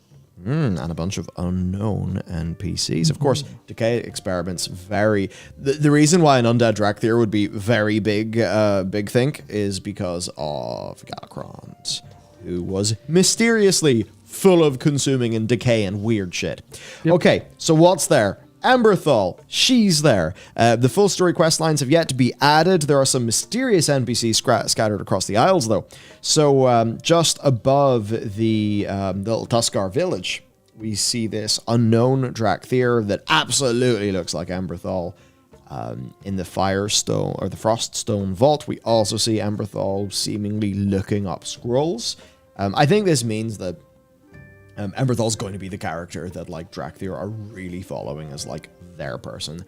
And I suppose that's the strength of the way they did the Drakthir starting zone. They actually set up a little cast of characters, and they quite clearly intend for the Drakthir to play a fairly major role as we go forward, because like the history of all this dragon stuff, in so many ways, it does appear to be the history of them, because they were created to respond to these threats via a, like I said, the other thing we didn't really talk about it, but via a secret pact between Malygos and Neltharion. Yes, interesting. Which is then very interesting because it was Malygos' bunch that Neltharion absolutely wiped out. Dragon Skull Island, of course, we see Captain Placeholder. If you've been in Blizzard Alphas and Betas, you will know about Captain Placeholder. We like him very much. That means they must be getting ready to throw the story fully into a build. Yep. The way that it would work is Blizzard would have Captain Placeholder, or no, it was called Captain Exposition this time. Yes. You'd right-click on and he'd tell you what would roughly happen in a cinematic, just so that the questing experience could be, you know, cohesive enough to test properly, but not give you the full picture. And then we have Undead Drakthir. So here's just an Undead Drakthir. Again, one wonders, is this an Neltharion experiment bullshit? Infusing Drakthir with all types of magic and power. Is there something else at play? We know that perhaps Galakrond was a Titan whoopsie. The current theory is that Galakrond was a tier-specific whoopsie that he then went to sort out. But ultimately it worked out because he found the aspects on the way, but it was his experiment. We believe from the hints left in the end of the Dragonscale Expedition questline, where you go into the Hall of the Titans and you see him noticing what happens whenever you put all these different types of like elemental force in. But Decay is also being set up in an elemental... Decay is being set up as an element in a way it hasn't really been before. Especially when you look at Brackenhide and you look at that entire part of the Azure Span. It's being set up as an element. Just not one that's the big ones. Just not the, you know, fire, water, air, earth, whatever the Avatar intro went like, I think. So that'll be very interesting. It's that show. That's a good point, Barley, about the Maldraxxus, or the Lordaeron Maldraxxus reveal about necromancy using any force. I wonder if these are order undead. I think these are just elemental undead. I think that'll be the way it's kind of framed.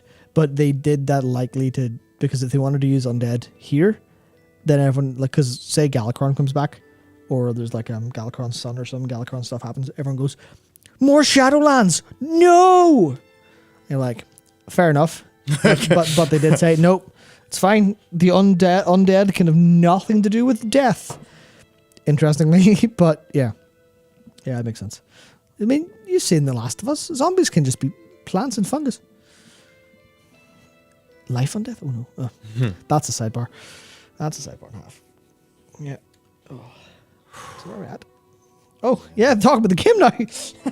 Now we talk about the game. Yeah. Yeah, honestly, I'll just actually wrap up that whole segment because I thought that was really good. Yeah. I think there's a line, was there a line in a video I wrote recently? That is to say, the job of the lore team, now more than ever, especially with history, is to give greater meaning to existing things. That's one of the hardest part of inheriting it. In Shadowlands, they did the worst possible version of that, where they spat on things to try and give it greater meaning, but they removed the existing meaning. What they seem to be doing quite well with Dragonflight here is ensuring that there is new context, that it does apply greater meaning, but doesn't. Now, it will definitely feel kind of retconny when you go, oh, what do you mean? Galakrond was made by Tyr, that's a retcon. That's an extra link. That's not literally a retcon. Yeah, we didn't know previously. And it is down to them to make sure it doesn't feel like a retcon. Because a retcon's only a retcon if it feels that way. It comes from, there's a video going up, I think it'll be next week, that's not a lore video, but there is a bit in that is more or less a good game when it does something wrong is kind of bad. Sorry, no, that's not it at all. It's very Stunning statement. Okay. When a good From game, Mr. Pittsburgher. I'm sorry. when a good game is hard, people say they go, "Oh, the game is challenging." Yeah. But when a bad game is hard, they say the game is bullshit. It's the same principle here, where if they make these things and they make it in a way that you feel that you go, sure, that's fine. Oh, I understand that. Oh, that was emotionally engaging. Oh, the reveal that Tyrmate Galacron was actually a lot of depth to his character because he got to say, listen, I shouldn't have hidden it from you. I'm very sorry about that. But also, I kind of made Galacron. Whoopsie, my bad. And I think that's, Julia, that's perfect. Expand the lore without undermining it. Shadowlands completely undermined it. Shadowlands took the entire ground out from underneath it. Strip mined the lore, whereas this is adding to it a little bit. Not fracked they the lore. fracked it, yeah. Yeah. I'm trying to think what's worse. Yeah, so I think that's basically what they seem to be doing much better. Yeah. We've yet to see how it actually pans out in patch content, but the things they're setting up with these lore books are really good, Yeah, and it's I like- really enjoy it. The thing I'd say, a part of criticizing something, if you criticize something, but you're not willing to then praise something when it's good, then that's just a bitch move. Yeah. Right? So Steve's allowed to, not just, again, he's the public figurehead of the lore, he's not the only person who works in the lore, etc. Good work's good work. Yeah, and that's obviously it. It may seem I imagine if it turns out that this isn't executed very well, then I'll suddenly be saying, well, this kind of sucks. We will look like silly sausages. Yeah, but then people go, oh, you flip-flop? And it's like, no, it's like, it's... Oh, they will, though. They're like, They will, yeah. You have no consistent possession. Yeah, but that's the thing. It's literally, this is a live thing that's changing. Yeah. It would be different if we said, oh, Shadowlands was good, actually. Well, obviously not. It'd be different if you reviewed a game and then went back and said, actually, this review was wrong and everything about it, and it was good. That's different because it's retroactively the same thing. This is things evolving as they go. And with current information and current expectations, this is probably going to be actually pretty compelling. More or less. Yeah. I'm compelled. Yeah. Lots of chats compelled. Mm-hmm. There's a lot of compilation. That's not the word. There's a lot of compelling. There's a lot of compelling. Yeah, that's nice. Insert excellent segment segue here. 10.0.7 PTR stuff. So let's actually talk about the video game bit of all of this, right? So, the release date's discovered. What? What? Have we been clickbaited by Dakor, or will we indeed find some truth? Why did we not use this in the title? We really should have done that. So, God damn it. per Wowhead's recent article in Data Mining, a new item added to the latest build gives us a possible hint. It's called a Drake's Big Basket of Eggs, which, this is just like how the Lunar New Year stuff was found inside patch 10.05. So we kind of knew, it's a Lunar New Year patch. Okay, so this is a Easter patch then. It's a Noble Garden toy added in this patch. Wow. Yep. So When's Easter? the 9th of April. So this will be an early April patch then if they meet the target. Meet the target. February. March. April. April. That's 2 months. It's not a third or fourth finger. Finger or- guns. Bang, bang, bang, bang. Excuse me. November. December. January comes next, yep. January comes There's next. 3 months. 3 months for patch, yeah. 3 months we got a patch. Can you count? Do you only have 5 fingers on that hand? Can you do it? Oh my god, it was enough patches for 5 fingers. What? I've lost my mind. Yeah. Basically, we seem to be getting a patch every 3 months. What? Yeah. What? What? We seem to be getting a patch every 3 months. Excuse me? And obviously 10.05 didn't have a substantial amount of content. It did some great changes though. 10.07 has substantial content in it, which means we're getting a patch every 3 months in a very interesting fashion. Once more, I must say, what? Because if this happens in April, Yeah. and then Season 2 has a new zone and a new raid in early July. we if we assume that they're going for this, then that'll mean July, which will be because they're not going to drop it on top of Diablo 4, I imagine. They'll drop it in July. Silly, yeah. They'll drop it in July, and they'll drop it in the same day that the Final Fantasy Fan Fest is on, and they're announcing the expansion. Because probably not intentionally, it'll just happen. Also, Fan Fest tickets cost $200, and they're for the American one. I don't know EU yet. Las Vegas will cost $200, and there's a lottery system to get them.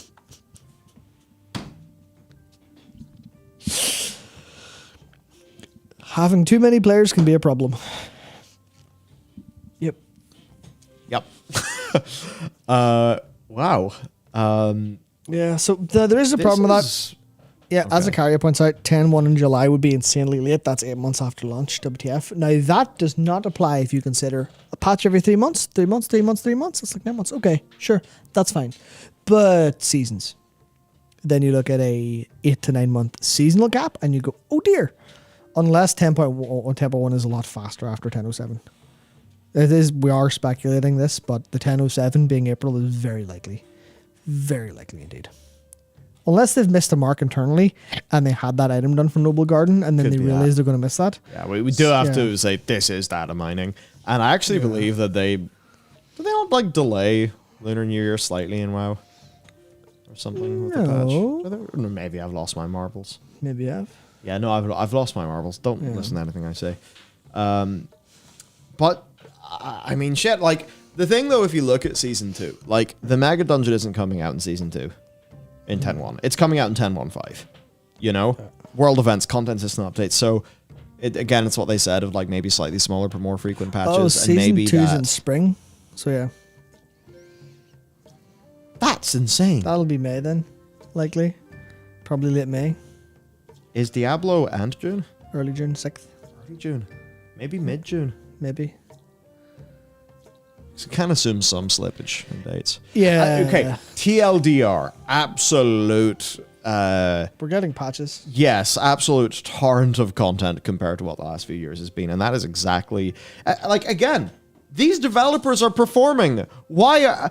And they're literally performing well. Why do we now cut their bonus by 42% after the company has a record quarter? What's going on? If I get any more irate, I'll be like right up to Greg Doucette's pitch. Oh dear, you don't want that.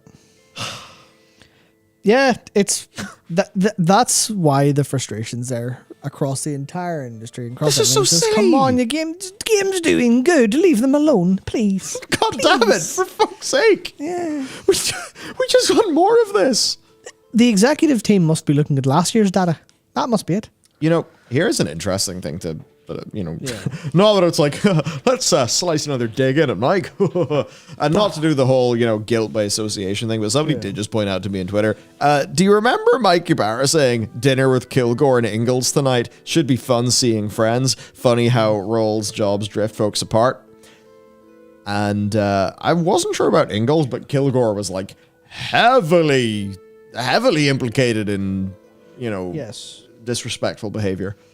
Mm-hmm.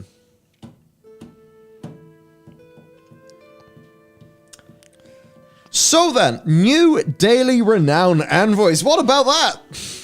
These Hey. are cool. These are cool. I suppose Very a little good. bit of a patch 5.2 like thing.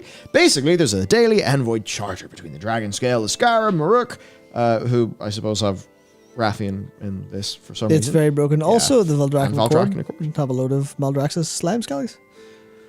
What could this mean? So yeah, whip. Yeah, that artwork's kind of funny. Okay, but basically, these are located on a table, and basically you choose a faction to help. You'll get daily tasks that day, as well as a 10% rep buff for that faction for the entire day. You'll also get 1,000 elemental overflow just for picking the faction before you get to their dailies. Each of the dailies gives you 1,000 elemental overflow as well, meaning you'll be swimming in overflow, which will be pretty handy, I guess, for like just you can go here in a new character and bam, you've got that full set of 359s that you can then, of course, upgrade, to higher item level with Storm Sigils. So the Renown Envoys then, they have a Renown Envoy present in the operations hub of the Reach. Each of them has got new items that can be purchased with specific Isles artifacts and or elemental overflow. Items range from dragon riding customizations to pets, supplied chests, and zone-wide buffs. So there you go, some rewards to hunt down. And there's also a Dragon Scale Expedition Sack of Oddities. It's one of the awesome things about like the team here, you know. Well, like I had to focus a lot on just core delivering content for Warcraft, like in the actual doing the thumbnails, doing the titles, sitting down, recording the videos. We were also doing documentary shoots for our Pale Beyond series, which will be coming out next week. It's really good, by the way. Like, I am shocked how good it is. Not just the game, also the documentary series that we've been working on. It's insane. So being super busy, like it's like, yeah, what's Dakor doing? He's on the PTR doing research, doing this. It's incredible. So we opened 5 of these, and they cost 1,000 overflow, and he obtained 1,175 overflow, 2 vault keys. Sorry, his first one, he just got his overflow back. Bust them. Gotcha. Second one, he got a vault key. Third one, he got, 2 vault keys. Third one, he got a vault key. Elemental overflow in the next one, slightly less in the next one. So basically, who knows what's in the sack? But this is the sort of thing, if this was a weekly thing, it would feel terrible. But because it's daily, for a very plentiful resource, that's okay. Yep. Just turns out that how you balance these things matters. We then have got the BOA catch-up gear that can be upgraded. So, it's decay colored. It's decay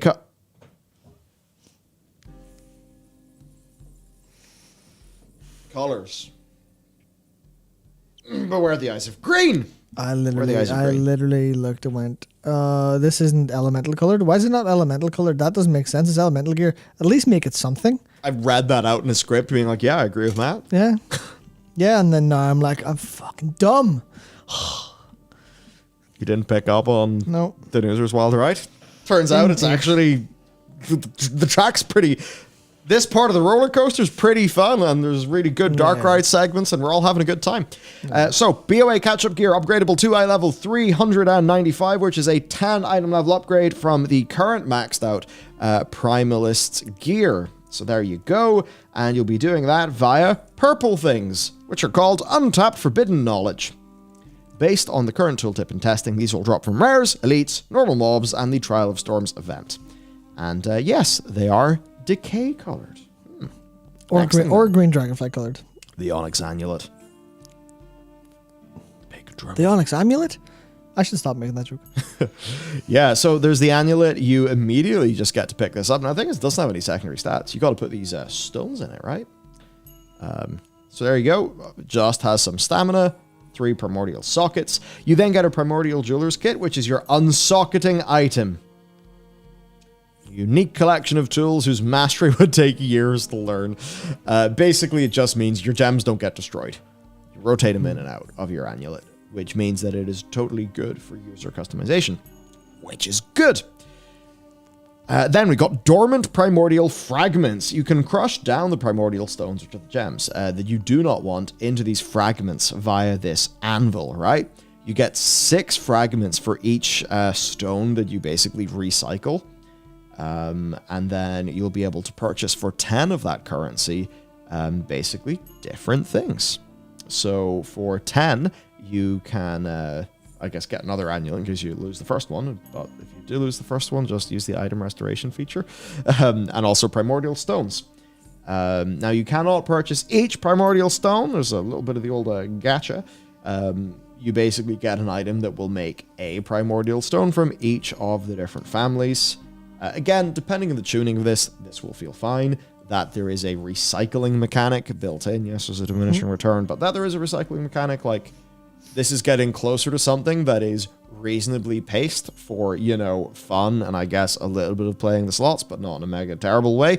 Where it's like, you know, oh, I get my 1 pull of the fruit machine every week, which just is going to make people feel terrible. Like they have no control. Like, basically, here's the thing, right?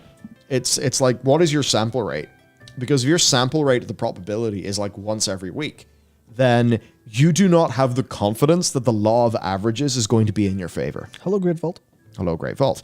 But if you have a system like this, where it's very fast and very regular, then the player can be reasonably confident that the law of averages will be working out in their favor. You know, like the more times you are polling the randomness, then the more close to the average probability or the average expected result you'll get.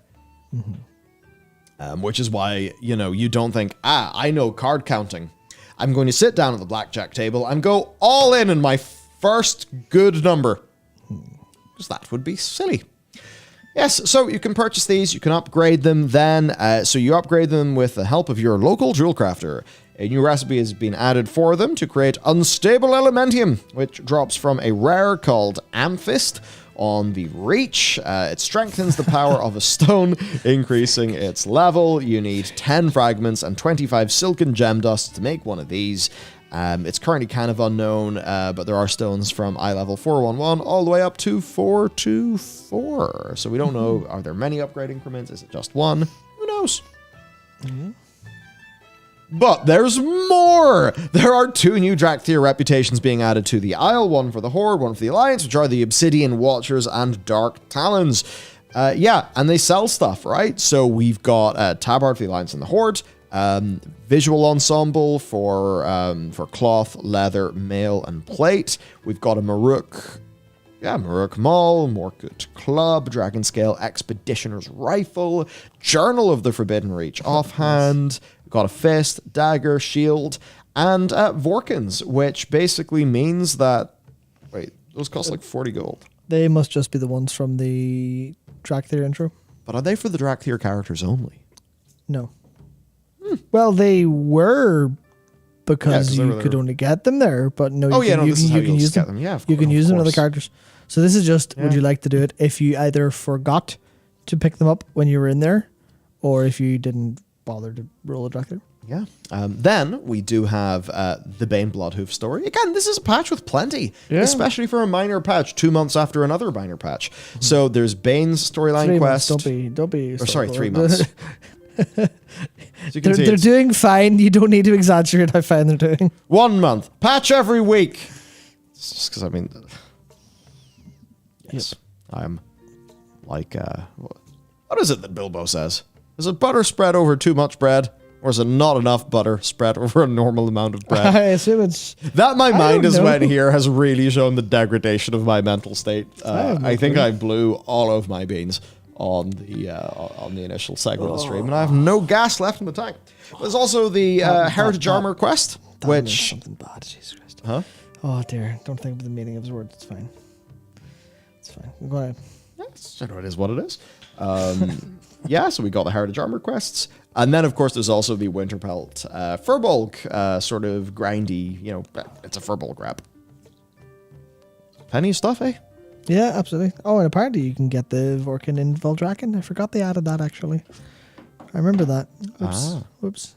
But yeah, I know that they're on there as well, I guess, for non-Drakthir, I suppose. And to sort of cap us off, Big Paladin Week. Yes. I have not looked into much of these. I really should. I also should go ahead with my goal, which was to get KSM and my Paladin playing Ret before the changes come in. Now I know I've got a hard limit on that of April. I should really piggyback on your journey to get KSM and my Priest. I only have just shy of 1700 rating. Yes. Well, it'll be a while before I'm doing half decent keys. No, that's fine.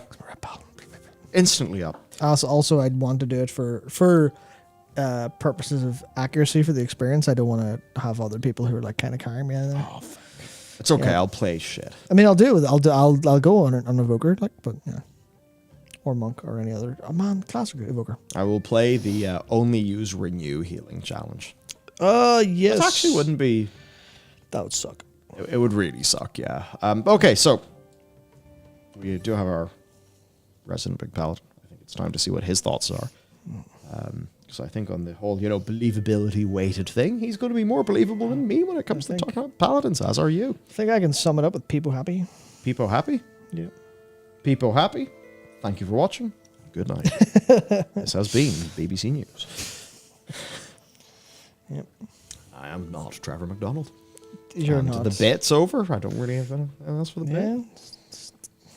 Back in the simple days, you just watched BBC News. There was no chaos. There was no internet. You didn't know the weird forums existed. Yeah. You just played Rome Total War 1 from a CD or DVD. Yeah, you had no idea the BBC was peddling you a load of state-funded lies, and life was simpler. Simple days. Yeah. And how Back it's all whenever the changed. news was real, and it wasn't all made up. Oh, dear. You watch the Truman Show once, and you're like, "Oh, it's all fake, sweet class." Yeah. Not to say I'm Jim Carrey. No. So you did say Peepo happy. Now he does say Rat feels in a weird place. So many of the changes and additions to both the talent trees and core abilities are really great and posed to fix some of the major issues. Okay. But rotationally, it's wacky Torghast. I guess it just means a little bit more iteration is needed. It's all Things will change when the talent builds are further tested, developed, tuned, but it feels like there's too much holy power generation compared to what can realistically be spent. As somebody who played a monk in Legion with a lot of haste, I know what that feels like. It can be quite weird. So you're worried about overcapping holy power or delaying using generators, wasting procs, that kind of thing. As much as I love a constant barrage of generating more holy power than I know what to do with, it doesn't seem to flow very well, at least in my experience. But this will come down to what combo of talents you pick. I'm not sure whether it should be possible to have this much holy power generation. So a few tweaks to the trees, and some of these issues could go away. But a few other quick things. Option for 1 minute wings feels good. Cooldown of Wake of Ashes being 30 seconds feels super good rotationally because you can line it up with wings. huge. Choice to have Final Reckoning Execution Sentence / Execution Sentence grant 3 holy power when used is super nice. So less time in a very limited damage amp window trying to build back your holy power. Being able to have both Judgment and Blade of Justice cleave to multiple other targets is very nice in those cleave situations, meaning you're not completely reliant on Divine Storm. Mm-hmm. Of Dusk and Dawn talent revamp is something I've been impatiently waiting on Huge since it was fix. first. So Huge instead fix. of Blessing of Dawn requiring you to reach 5 holy power to activate, which was awkward as hell, it now only requires 2. And instead of Dusk requiring 0 holy power, which is very annoying, it just requires you to consume the blessing. That's so much better. Yeah. No. Yeah. Feels better. Yeah. No. So Uh-oh. it is automatic then. If all you have to do is reach the holy power, which you're going to do anyway, and all you have to do is press a spender, then it's completely automatic. But which it's the means it's ultimately fantasy. pointless. The fantasy's pointless. It ends up being way too power budgeted for being completely free, whereas it was power budgeted because it was something you had to that increased the skill ceiling of the class. Now, it wasn't fun to play with very much, but it did increase the skill ceiling. And that's one of the issues you kind of have when you go, okay, well, then we'll drop the skill ceiling element of it, and you go, can you make things that are skill ceiling and aren't really annoying, because that just flowed badly with the overall way the class went. Getting to 5 holy power is easy. Getting to 0 holy power on that is very hard, because you have so many procs, you have so much holy power coming in kind of slightly randomly, especially if you take the talent now that brings holy power in over time when you auto attack, or over time instead of on Crusader Strike, replacing your Crusader Strike with the auto attack buff, same way the Demon Hunter stuff works, but without it being auto attack proc, it's based on the actual time. Then that would make it like kind of awkward to hit 0 in the design, which was part of the difficulty, but it was also annoying. So if they could remove the annoying part and maybe do something else, where say if it was instead of reaching 0 holy power, it was say use 2 holy power spenders within like back to back, or within 1 GCD of each other. Obviously back to back wouldn't work because you'd need 3, but it'd be say 1 GC within say 2 seconds or within 3 seconds. Then that would be a little bit more interesting. But fundamentally, I think they removed a thing that was annoying by removing every bit of gameplay attached. At least if I understand that correctly. But yeah, that's my little bit of feedback there. That's the game being the class being better doesn't make every single change involved good. There's a little bit of player versus designer going on, And sometimes the designer can cede too much and accidentally remove what players were actually interested in doing. Sometimes. Not all the time. This is one specific iteration. And also I'm kind of nitpicking a little bit on this because it does look like the went, oh, here's a thing that we tried to design and it didn't work, so we're half removing it. But keeping all the power budget and the talent choice there, which kind of goes, then why is it there? But yeah. What else is there? What else happening? Unburned Freedom, yes. Unburned Freedom is very good. Very good. Speed. Wings of Liberty's not yet on the PTR. Shit. Wings of Liberty is basically Heroic Leap for Paladins. Yeah. Which I think Paladins are going to be extremely excited. That would be good. Thomas de Santiago did super as $10, thank you, and said, we're just ants and Bobby's maze with Ybarra's affixes, and guess what? Necrotic's back. Oh, Jesus. Oh, man, imagine like... Necrotic was fine. Necrotic, Quaking, Grievous. I'm just trying to... Nice, explosive. Just like the ultimate healer. Hell. But that's fine, because it's a challenge to rise to as a disciplined priest. The best spec in WoW, in my opinion, having not tested most of them recently. Necrotic is fine. This post brought to you by Protection Paladin. What's that? Spell warding! I'm fine! What's that? Bubble! Final stand! Haha! It's fine. It's okay. I'm invincible! Times mechanics happen and I'm just... Master spell? Oh, yeah. Master spell. What's that? Ice Shroud? It's Ice Shroud and then becomes Frozen Shroud later, I think. Frozen Shroud? Goodbye. Yep. It's just a great time. Like, you should be worried because the whole team just got fucking trapped on top of each other by the fire things, and I just go, time to do 500 million DPS. Yep. Or HPS, whatever.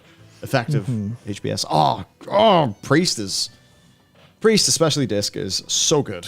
Oh my god. Yep. I absolutely adore it. But you don't get Rewind or Rescue, so that's the price you pay. Yeah, but I get to use all of my cooldowns ineffectively in order to do more damage so I can get a 99% damage parse and not actually do my perfect job as a healer. We Shadow Fiend on pull? Yeah, sweet. Perfect. You see, the thing is, I'll Shadow Fiend on pull if I just want to go completely ham and don't really give a shit about the Shadow Fiend atonement healing. Yeah.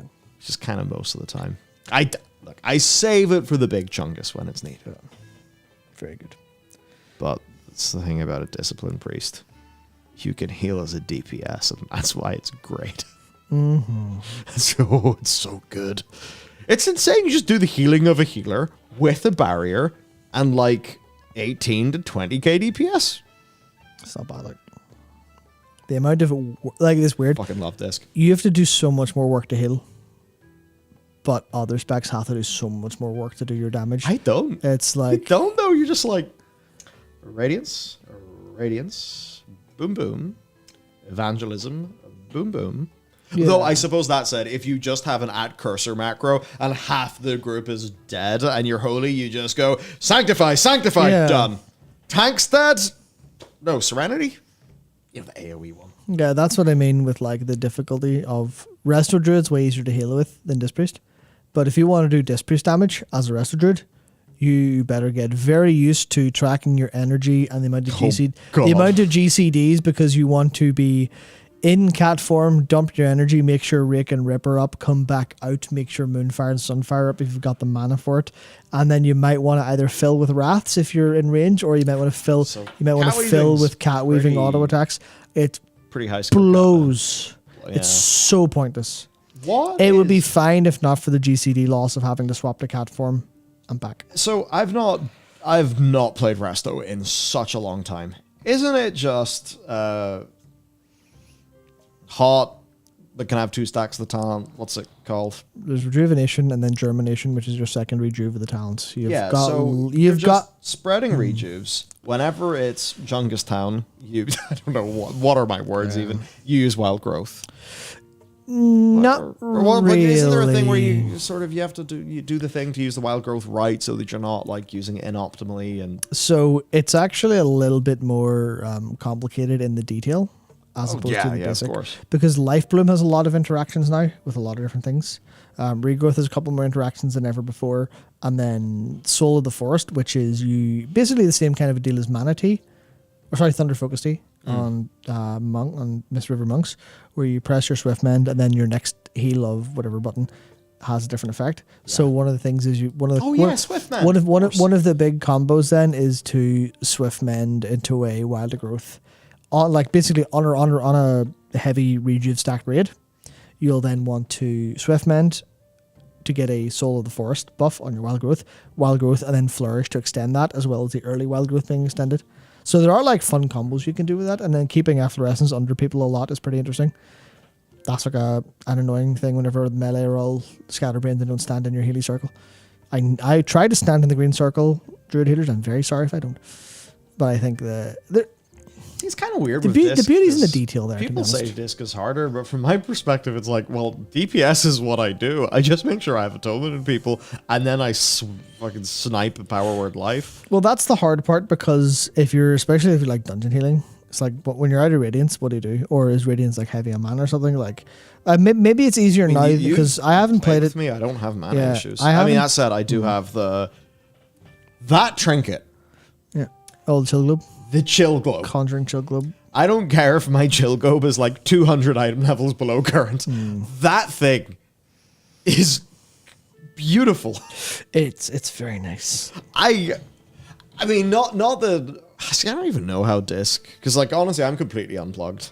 I'll see Jack tweets and Jack videos to keep up with my disc stuff, but other than that, I'm just in my lane raid logging because I've been really busy, and, man, I really need to get my renowns up.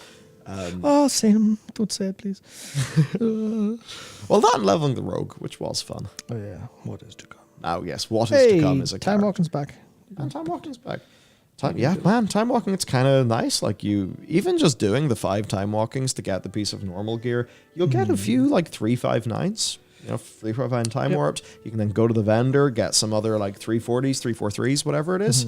And then, you'll get your normal raid tier piece. That's a really good way to get a character out at the start. Yeah. And that we now have Time Walking every 2 weeks. Pretty good. Pretty good.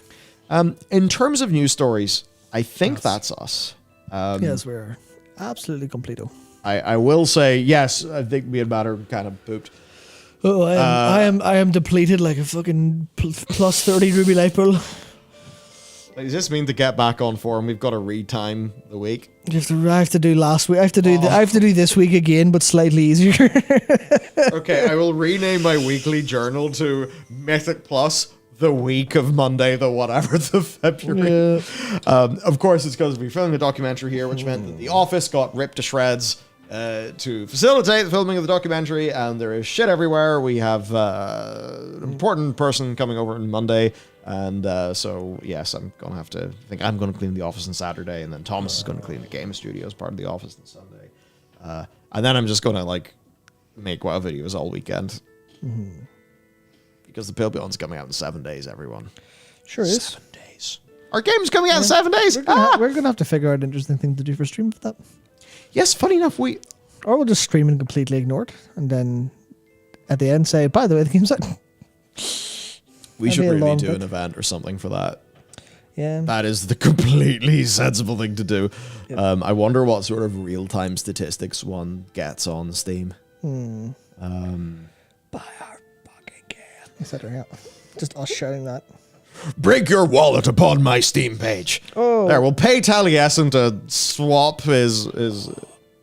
Yeah, no. Just made a pog face. What happened? What happened? There's a new feature in Warcraft logs that I'm going to make a video about. Doesn't involve PI. What? No. Oh, okay. No. Remember we made a video a decent while ago. It was were the talent tree successful? We now get to answer that with data. No. The answer is a big fat fucking no.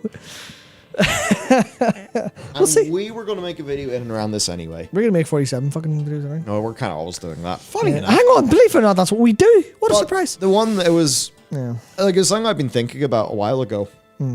The idea of how many people are basically... And this is not putting the blame on Wowhead, but it is a part of like the WoW culture. How many people just are like, what should I play in WoW? And they go to like Wowhead's most recent weekly, you know, what is the top 95th percentile in Mythic as our headline, or, you know, the image that goes to the headline in the article. How many people make a decision based on that versus what they're actually comfortable playing? Wow. Because for a long time, like, I will completely say, I have always very proudly went for the more passive, easy to play version of a class at the start, because I know, like, I'm not as good as some, you know, super amazing world first raider. So if I take their build that's really complicated, I'll play like shit.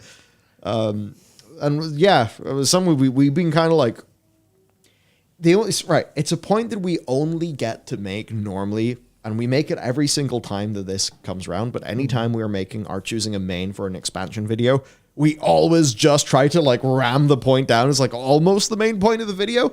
But I wonder now that we can like get some data on this, if there's anything to talk about. Yeah, absolutely. Please play what you want. This is a video game for fun. Yeah. If fun includes being meta and doing very well, you can do that. Just be wary that you need to have such an understanding of why the class is doing well, and every single circumstance that leads into why it's doing well, which includes what's going on with weird statistics. Is there an outlier on this boss? And that's why people suggest, instead of just looking at like Warhead stuff, you should at least, if you look at what you're doing and look at the top ranked people on Warcraft logs, see what they're doing differently and how that log actually went down. If you've got the time to that, or like look at their gear, look at their talents, look at the trinkets, because the top 10 trinkets will, like basically the top maybe 10 trinkets or something on like say a heroic Aeronog kill will likely do you better if you're trying to do as much DPS as possible than looking at Blood Mouth, because that's Sims versus reality. Reality is better than Sims, but at the same time, even that is highly limited, because you could have different buffs, you could have different strategies. I know there's times where, like, if I, like, Aeronog's a good example, where those ad spawns come in, and I know if I prep for those ad spawns, and I'm like, okay, I'm going to make sure I immediately, as soon as these ads come up, I'm going to have my, like, I'm going to keep one of my bite procs from Apex Predator. I'm going to have 5 combo points so I can immediately Feral Frenzy. I'm going to spread my rips and Thrash and Brutal Slash. I'll hold Brutal Slash charges for it. Then that's how you get like a 97 parse on Aeronog. But then when I just play Sleepy and just do whatever and do as much damage as possible to the boss, but without trying to pad on ads, then it's like an 80. I'm like, cool. All that stuff needs to be taken in mind. And then if you look at the rankings overall, you're like, okay, well, there's obviously, Survival Hunter is really bad. Why is that? Only people who don't want to do well aren't playing Survival Hunter. So Survival Hunter is probably way better than it seems, because rankings suck. You have to understand statistics. Was it? There's something about how numbers don't lie, but you can use numbers to tell a lie. Something like that. There's some idiom that goes that way. I think it's very much the case here, and that's why I think everyone will gravitate towards meta in a game about performance anyway. Yeah. But I think there's likely a lot better things the community could largely do to explain that. I would even love to see like Warhead change their like rankings to start using like, I guess like 50th percentile heroic or something instead. Just because if they did that and everyone else did that, probably be a little bit more representative. But then depends on the audience, because Mythic players will want to know the best Mythic classes. And you're like, who do you cater for? Hard to know. I'm trying to find these top 100 are the talent percentages, and I can't, because Warcraft Logs has a lot of things on them, and I'm very dumb. Yeah, this is going to be fascinating. Yeah. Can you tease us? I can't, because I can't find anything, so I'm very silly. Okay, right, yes, we need Hang to on, do let's see. I'll have to look at Feral Druid, because it's the only one I understand really well. How do I find that? Oh, yes. If I use the website. If I use the web zone, it might help. Yes, interesting. Yeah, this is... I mean, it kind of shows what's wrong with us. Why I would think this is the best. I mean, this site. I've noticed it really falls over in Safari. No, it's like, it's fine. It's just, I'm really silly. and I can't find anything. Sweet. I'm sure I'll get it at some point. Sub creation, yeah, that's a really good shout. Sub creation's a really good site for looking at this data. I used to, when I played League of Legends, fucking cast that sin from me, Lord. There was, I think it was Pro Builds, was it? The name is be gone. Yeah, it was Pro Builds. I think it was called Pro Builds or something. And I remember always like spending a lot of time checking that and going, okay, well, who's using what? And there would be cases where I go, okay, well, I know a specific jungler style, so I'll gravitate towards using their build or something else. But then I'd see something else and go, oh, that's interesting. Say, oh, like I'm Kha'Zix jungling. Okay, what if I go slightly tankier for the situation? Okay, who else was in that game in which that jungler went tank? Why did they do that? What order did they build in? And it was like, it wasn't just here's your build order, copy paste. It was try to break it down and understand why it happened, more or less. And yeah, Carry, that's exactly it. A spec that does 80% of the damage for 20% of the effort is better for the majority of the player base.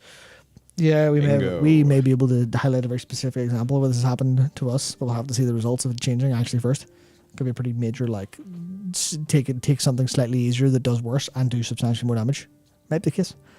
Also, apologies, I realised I spoke very fast there. Very quickly. Yeah, brain goes faster than the voice. Well, at the very least, that tremendously anonymized. Yes, of course. Of course. Sorry, if I seem distracted, I'm just going through the responses to Mike Ybarra's cryptic tweet. Suffice to say, none of them are... Okay, other than one guy going, new HOTS hero, I haven't seen one. Fantastic. All right. Oh, these are great. It's like, oh.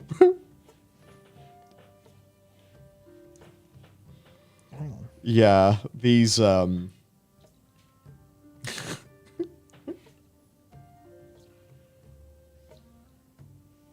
GigaChat has said, don't worry about work from home dorks. They stifle productivity and harm the long run. Fantastic. Keep doing a great job. Get the clowns back in the office like the rest of the world. Back to work.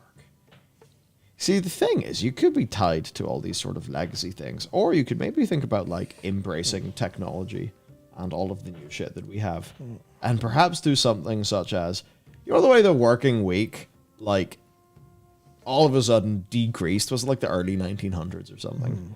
Yeah. Because it's like society woke up and kind of thought, oh, what the well, we're way more productive. Huh. Could that have anything to do with this technology? There we go. I find it. It took a while. I finally found it. So it turns out that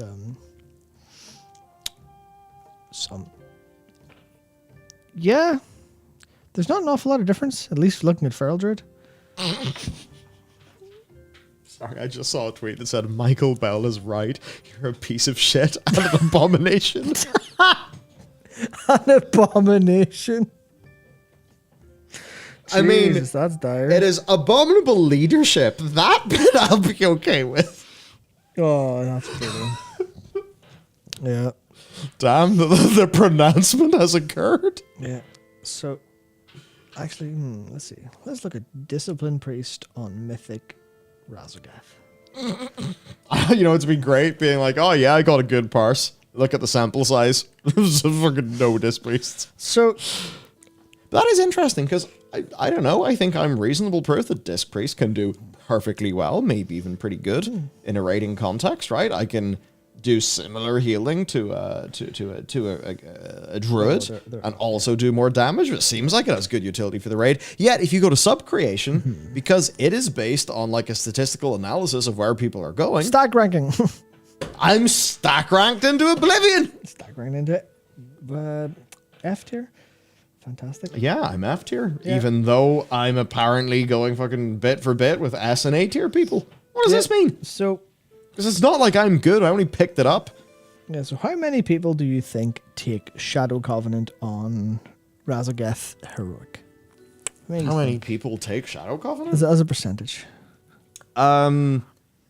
I mean, I would say most. Even you think about the specific mechanics, it's really nice. You can use Shadow Covenant and then the stronger version of Halo whenever, the wings are blowing back. I always like to time those together. So I'd say a very high percentage because that's the best pick for that fight. And I'd also say Shadow Covenant is more fun, especially for me because I like doing more damage because I'm still a DPS player. I just play a healer now.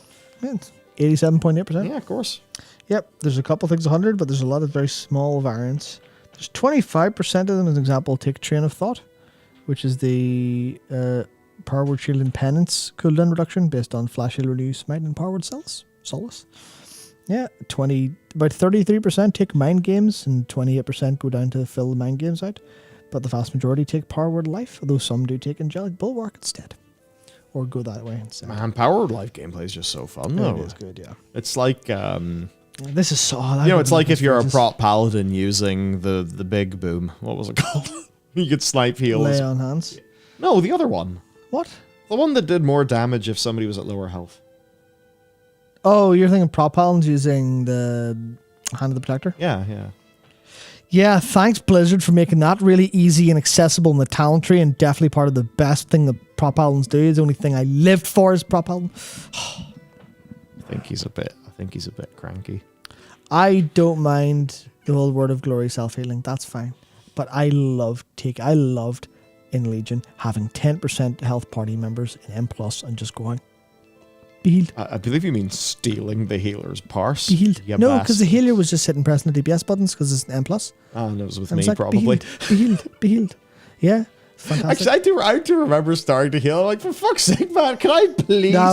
That was in Season 4 Shadowlands. Yeah, it was. I was like, please give me something to heal. And then what happened is, I sort of ascended to this point where, shit, I mean, if Matt's not there and he's not doing this, I don't know if I'm going to be able to heal anyone. What's going on? Yeah.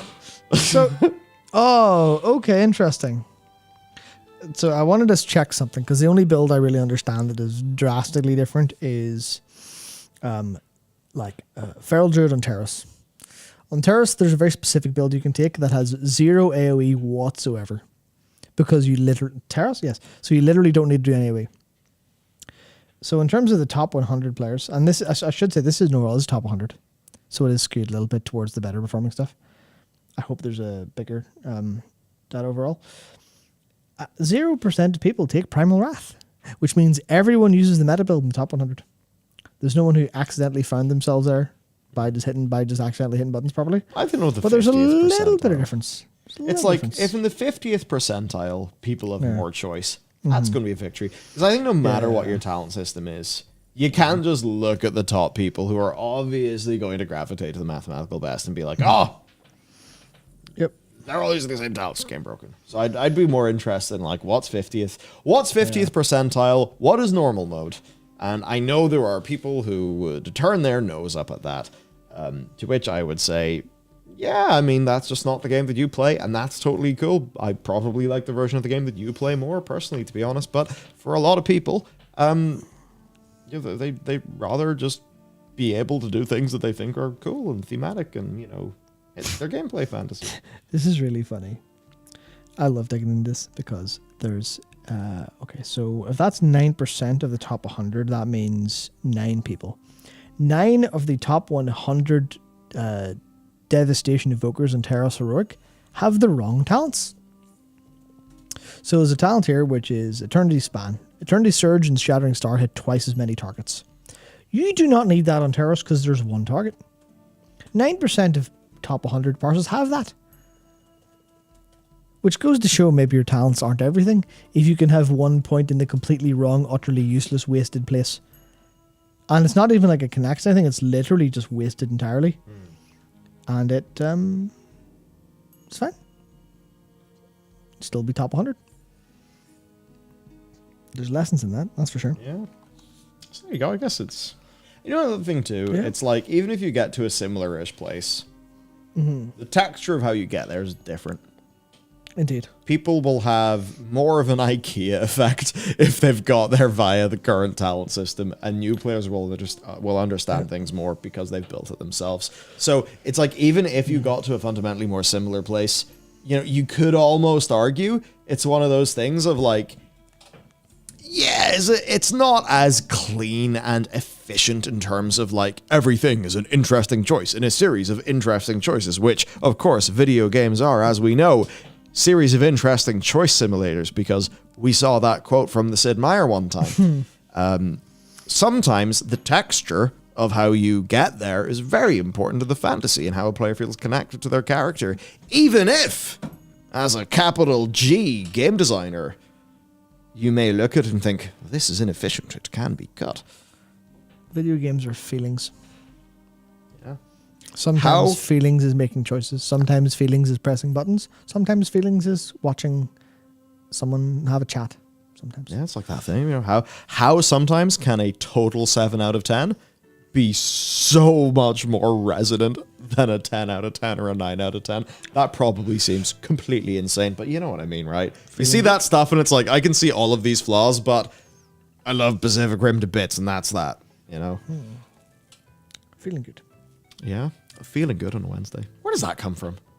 Rebecca Black, Friday. It does, That's it. She released her first album recently.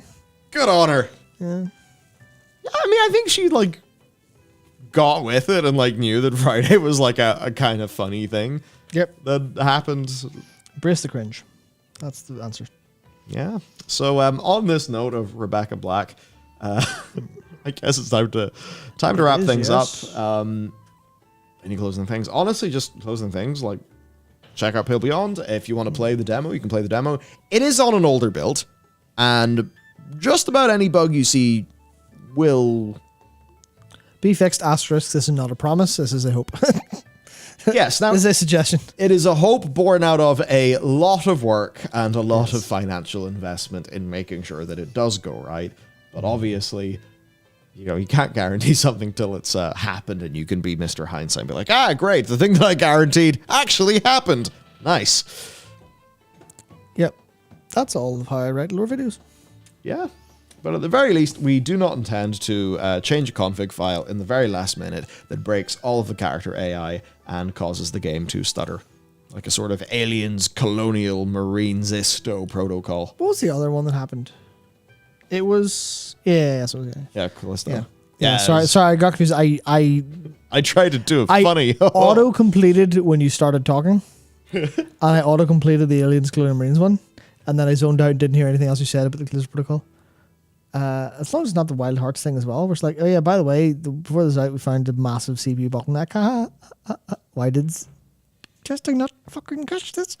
So yeah, it's fine actually. Well, I think testing almost certainly did.